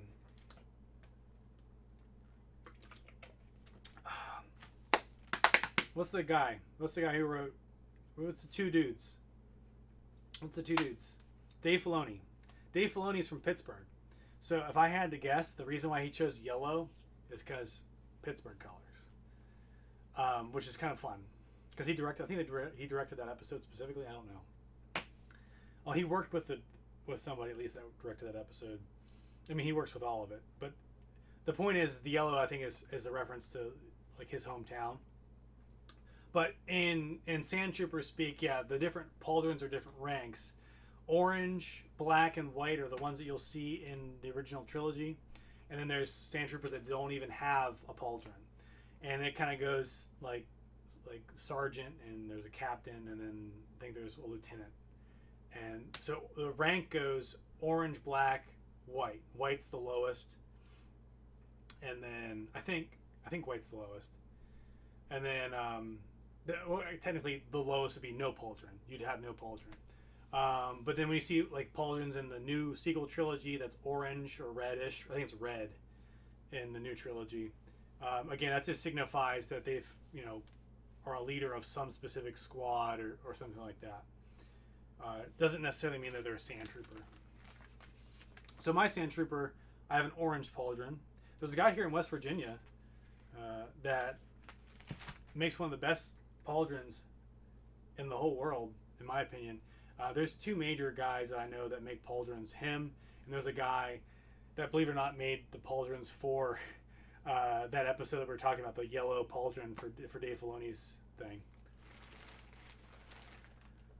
You said, I feel that the pauldron is what people think of when they think of sand troopers, since they look so similar to regular stormtroopers. Yeah, that's true, because when you think of sand troopers, at least whenever you watch the original films, only the sand troopers in the original films had pauldrons. No stormtroopers on the Death Star or any Imperial fleet ships had any.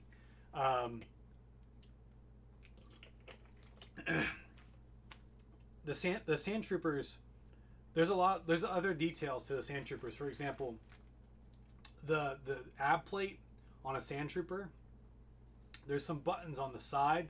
There's 3 of them. They're all white. If you look at a stormtrooper or TK on like the Death Star, there's 4 buttons and they're colored. There's blue and gray. There's a little door frame middle piece that has like some ridges to it. There's also painting there. There's also painted dots there. On a sand trooper, it's all white and it looks like a door shape instead of like this like 3D effect. So just those 2 details alone, it's not something that is commonly noticed, but that's one of them. The other thing is, if you look at a sand trooper helmet in A New Hope, there are these things that we up on the front kind of brow that are gray. Those are always gray, no matter if you're a stormtrooper or not. But there's something down here around the cheeks that are gray as well. We call those tears in the 501st. Those tear spots on a stormtrooper, there's black lines that go across them. On a sand trooper, they're not there. They're just all gray. There's no black lines. And on the back of the helmet, we call them traps because they're a trapezoid shape. On a stormtrooper, there's black lines that go downward right there as well. On a sand trooper, it's just all gray. Now, there is still that black line that goes around the gray color, but the striped black lines aren't there. So those are the major differences. There's a knee plate difference too. So if you look at the knee plates, now here's the deal. If you watch the special editions, or most of the common ones you can find nowadays, there are sand troopers in an extra bonus scene that they refilmed in the late 90s or the early mid 90s when they redid the bonus scenes. There's a backpack that, in my opinion, isn't canon because it wasn't in the original movie. It's when you see the dewback walking in the desert, like the digital one, and then there's a bunch of stormtroopers just walking around. They're actually wearing TK gear. They're wearing the wrong knee plate, and they got different, like the backpack's different than what you see in the other film or the original film, and then I don't know about the helmet. I think the helmet might be a TKI, but I know for a fact they have the wrong knee plate. Like it just stood out to me. So then you can say, well, the sand troopers look like stormtroopers. They just are dirty. Well, it's because George Lucas, I think when they reshot those scenes, they probably didn't have the original sand trooper build kits available, and they didn't feel like making new ones, so they used what they had and they just reshot it. Yeah. Anyway, I'm rambling here. Last thing to note, I guess, is those. And I was talking about it earlier in the stream. Those pauldrons that they wear on their shoulders, they're actually like youth-sized dirt bike, like chest harnesses. So if you fell off your dirt bike and you skid across something, you wouldn't tear up your chest. So they just kind of turned it sideways, stuck the chest part through their arm, and they just wore it like a pauldron. Damn, Subtle doesn't even cover it. I'm comparing the pics on Wikipedia. Okay, yeah, I mean, so yeah, there's a great I forget what the website is. If you look up like Star Wars stills, there's a website that has every single frame from every single Star Wars movie that you can use as reference to. That's what that helps me with like costume builds and stuff. But yeah, nuances on the ab plate, on the knee pad or the knee plate, the helmet, all those little things, they're different, even though they were from the same film. Now the reason for that was George Lucas asked. They started shooting in Tunisia first. George Lucas asked to have some stormtroopers ready to roll to start filming when they went out like on location, and so they were still working on creating some of the other nuanced details to the stormtrooper armor, and they weren't quite done with it yet. But they didn't. So they had like the box window, the plain white window on the ab plate, and the buttons weren't painted yet, and they actually had 3 instead of 4 at the time. And then the blasters too. Another fun little trivia fact is when they were in Tunisia, the country, like there's a lot of rules with whether they were allowed to have guns or not. Even when they were filming on their own like reserved space that they used for their own set, if you look at the blasters on the original footage for any of the sand trooper scenes, none of the blasters have triggers because they were not allowed to have triggers on their E11s and stuff. Because they were I guess the police there in that area where they were filming were concerned that they would be real guns or they could possibly be real guns. So they were like, made by a company called Bapti at the time. They were a stage prop company back in the 70s, and all those blasters that were not used in England when they shot on set, when they were on location, didn't have triggers. So fun fact there too. So if you want a real movie accurate E11 for a sand trooper, you got to have no trigger. So if you see a sand trooper fire a blaster in the future, will you complain it's not canon? I don't know. Maybe realistically, maybe their blasters were so futuristic that they just needed finger movement, and there was like a special sensor, and it saw it. You know, it's Star Wars. All right, we're just finishing up here. We're almost done. I'm gonna do a little bit more cleanup, and then we're done for the night. I keep telling you guys that, but I remember when I was building other costumes, I would just keep telling myself, I'm gonna do this one last thing. I'm gonna do this one last thing. And I would just keep working at it until I got so freaking tired and my hands started hurting that I would just stop. I've had Lisa, at least when we lived in the apartment, come to me when she'd be like in our bedroom getting ready for bed, and I'd be in the other room like fastening glue onto parts of armor and still working at getting out some details on things. She's like, are you coming to bed? Like, what the hell's going on? So I do have a problem. I need to wrap it up. Maybe I should get wrap-up music that I'll play. You know, copyright free, of course. So then you guys in chat could like nail it whenever you need me to leave.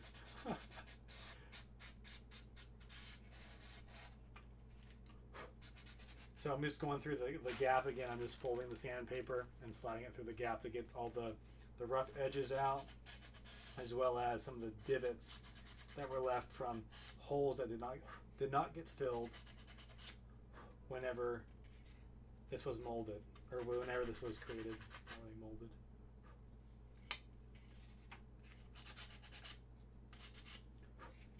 Man, that's looking awesome. And there's some imperfections with that lower part because they were like some of this gap didn't get fully filled. I'm not too worried about it. I hear my little Cooper up there crying his butt off. I do need to wrap up. But that being said, again, even from a distance or even from up close, I can barely notice it. And it's going to get painted, so that paint is going to fill a little bit of that gap naturally with the filler. And also, it looks like it's been weathered a little bit, so to speak. It looks a little roughed up. And so when we paint that, it'll look perfect. So I'm just going to look at it from a distance. Have a little bit of light hitting it so I can see where the shine is. And we're going to be painting this all flat white. The most armor that wasn't a stormtrooper in Rogue One was a very flat color. Like if you look at the shore troopers, they weren't overly shiny. They were very weathered. And now shore troopers, that's another whole ball game there. They have 3 different versions of that costume. Well, I guess there's technically 2 different versions of this one that I'm doing. The grunt, which is all white, and then the captain that has some detailed paintwork on it, on the chest and on the shoulders and stuff.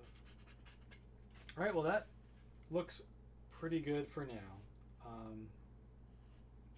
Let's do this last corner and then we're done.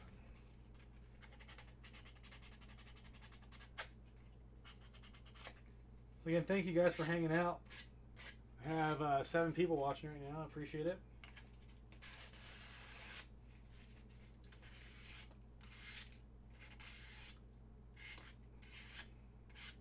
So if you have any suggestions on games we should play, I picked up a couple new ones on the Steam sale. I think the Steam sale wraps up pretty soon. If you haven't purchased any of your Steam games that are on your wish list, I mean, now is the time. Things are wrapping up soon. I bought a couple new games I haven't really brought up yet to the stream, but depends on what we're going to do next. If I can get some people to play maybe this Saturday, it depends on who's all around. There's the game The Forest. I was playing a little bit with Canine and Lone Wolf. That was kind of fun. Maybe that could be an option for a multiplayer game. I have another game that I just recently bought. I think I forget the name of it, but it's a clever play on words, to be honest. I forget what it is, but it's that one game, you might have seen it on Steam, where it's a puzzle-based game where objects, depending on your perspective of how you pick it up and move it, it can change sizes. So you can pick up like a chess piece that's sitting on a table, but then if you back up and make it bigger than the table and let go of it, the chess piece is now larger than the table. So it helps you kind of solve like physics-based puzzles based on like adjusting sizes of objects and stuff. That could be pretty fun. I may continue the Star Wars game. To be honest, that was enjoyable too. I guess the platforming stuff was starting to grow on me a little bit, like the puzzle solving, platforming. The combat's enjoyable too. So still on my list. But I don't mind letting you guys decide what I play. If you want me to take a break from the Star Wars game, which we've only played once so far, or continue that, just let me know in Discord. If you haven't joined the Discord, it's probably up in the chat somewhere. You can scroll up. There's a link also on the main part of the channel where you see the About section. Yeah, that game. That's the one I'm talking about. I don't remember the name of it. But I picked it up because it was on sale. Because you told me about it. And I was like, yeah, this looks pretty good. But now that it was on sale, I had to pick it up. So I got that game. I also picked up another game. I haven't bought... I'll grab it real quick and show it to you guys. I haven't got a capture card. I've been thinking about getting a capture card. And this game's on PC. And I prefer to play these games on PlayStation, to be honest, all the Yakuza games. And I got this on Amazon for like $33. And right now on Steam, this is like $45. So I figured I'd just... This is like the day one edition too, so it's got the the nice metal case. But I don't have a capture card, so I can't like stream it through this easily with all my setup that I already have. Now I could stream it through probably like a separate account through my PlayStation, Sony stuff, but I'd rather keep it all part of the channel so that, you know, people know when I'm playing games. But yeah, I love the Yakuza series. Kind of reminds me of the old Shenmue stuff. Like Shenmue 1 and 2 is still probably one of my favorite games of all time. For the time, you know, before like open world games were really a thing, and GTA 3 wasn't even out yet, where it was like a 3D open world. Like GTA 2 was open world to a point, but it was like top down. It wasn't the same. Everybody looked like ants in those old GTA games. But Yakuza kind of, you know, reminds me of that same feel. But most of those characters are more tough guy. There's some really great characters in that. Now, that game I believe is English dubbed, just like one of the other recent games that came out called Judgment or Judge Eyes in Japan, which I think Judge Eyes is a cool name. Those are in English, but the other games like Yakuza 1 through 6 and like there's a zombie version which is kind of crap. You can skip that one. They're all Japanese, and you have to play in English subs, so you got to read everything. Except for the original two games, Yakuza 1 and 2 came out on PS2. And believe it or not, Mark Hamill did the voice for the main character, which is kind of crazy. Like, I mean, he does like Joker and all that too, but like he did, I think Kiryu, or something in the old PS2 game, which those don't really hold up very well. And I wouldn't try to play a PS2 game nowadays unless you're really into it. They did remake 1 and 2. They call them Yakuza Kiwami and Kiwami 2, which are using the newer engine. Oh, he did Majima. You're right. He did do that's right. He did do Majima. I apologize. Majima's awesome too. Like honestly, if you have, I say 1 through 6, but 0 is kind of like a prequel game, and that's on PS3, but you can buy it on PS4 as well. I think it's on PS3. Maybe it's PS4 only. I don't know. But I'll tell you what, my favorite one, and the one that gets you in the series, I got my coworker into the series, Yakuza 0. It's the older engine, but the storyline for Majima's character development is freaking amazing. Oh yeah, he's cool. Like, because in the first game, in 0, you see him go from this businessman who ran like a hostess club, very serious business, but he like was stern and knew how to take care of business, to where he slowly starts losing his sanity and becomes more and more crazy. And that's why you can see like where he is in like other Yakuza games, like while he's kind of just batshit crazy, and kind of what happened to lead him down that path. Dude, I mean, there's so many mini games and so many side quests. The fun part about Yakuza, if you haven't played it, is, I know this is something becoming a Yakuza storyline thing, is like the main story for any of the Yakuza games are usually very, very serious, like serious business, you know, crime syndicate kind of stuff, shit that's like shady, and you know what's gonna happen, or he's got to like, somebody's got to do something important to save somebody's life or something like that. But then you get into the side quests, and the side quests can be serious, but most of the time they're completely goofy. Like there's this guy like at an arcade that you can walk into, and the mini games in that game, there's so many mini games in most of those things. It's nuts. I don't remember which Yakuza it was. I want to say it was like 6, or maybe it was like Kiwami or something. But there's this old man who's like standing by a vending machine. Not vending machine, I'm sorry. One of the UFO toy catchers, like the kind of like the claw machines in America, and he's got his eye set on one random toy, and he wants it really bad, but he's like horrible at the game. And he's like, "You got to get me this toy. I need this for my little girl," or something like that. Like, and you're thinking, "Oh yeah, it's the old guy. It's like it's for his granddaughter." And when you get the freaking prize, like, he's so excited. He gives you like money in its stead or something because you won it. And when you follow him outside or something like that, or he's like, the girl walks into the arcade and it's totally like he's like a sugar daddy for some like 19-year-old girl. And it's not like for like you were thinking like it sounded like it was going to be for like this sweet innocent little girl that was like his niece or maybe like his granddaughter, but it turns out like he was a sugar daddy and he's like just trying to keep her happy, and it was just awkward. But like those are the types of quests that are in the game, and it's fucking hilarious. There's like pocket racing and Zero. There's one where you run a hostess club, and that's just a side gig kind of thing. And the hostess club running thing to me was like so addicting. I played that for like 6 to 8 hours, like not straight through, but like I went through and played all the hostess club side quest stuff because it was like just so like enthralling on like how to like take out like start growing your business and take out other kingpins that had other businesses in the area.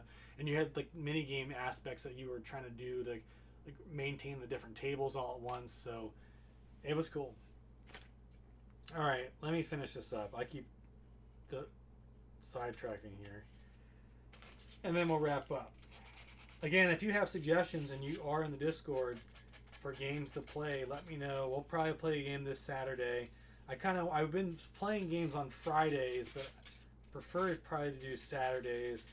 It really depends on our schedule. I gotta work around my wife's schedule. My son doesn't really have a schedule, but I want to make sure it's a time where my wife can be able to spend time with him, so that she doesn't need me as much to help at the same time. So really depends on her schedule. So any good husband says it's whatever your wife wants. Happy wife, happy life. That's usually how it rolls. So anyway, this looks good. I think I'm going to stop here for the night. Again, this is the outer blast shield piece. That's upper part of the helmet. This is the part that sits below that. So just to give you an example, we'll put these into place. And they fit really well. When I first got this and I separated them, I thought there was magnets built in.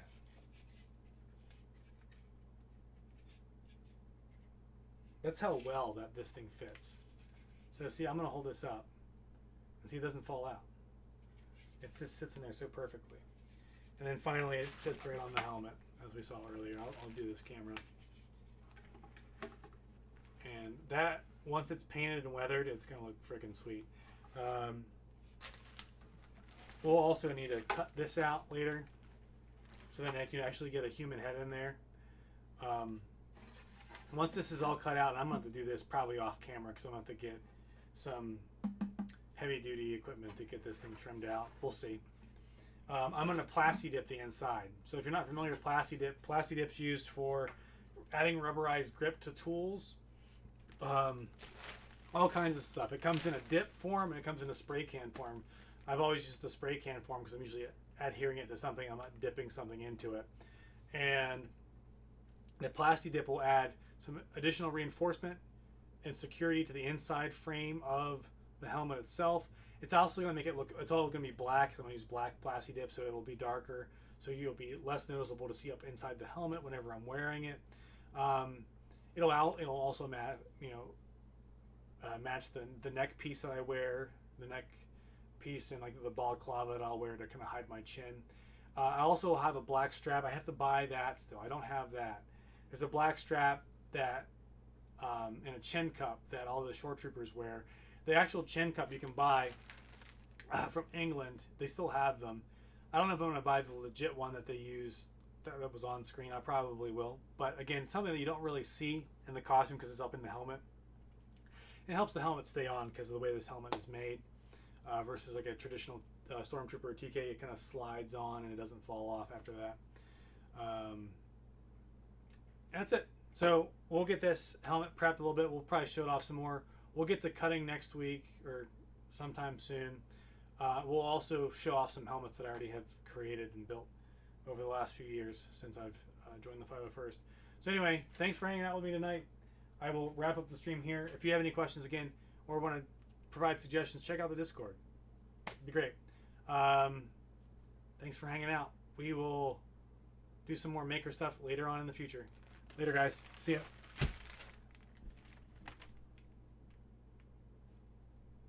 Oh, where it is it? There it is.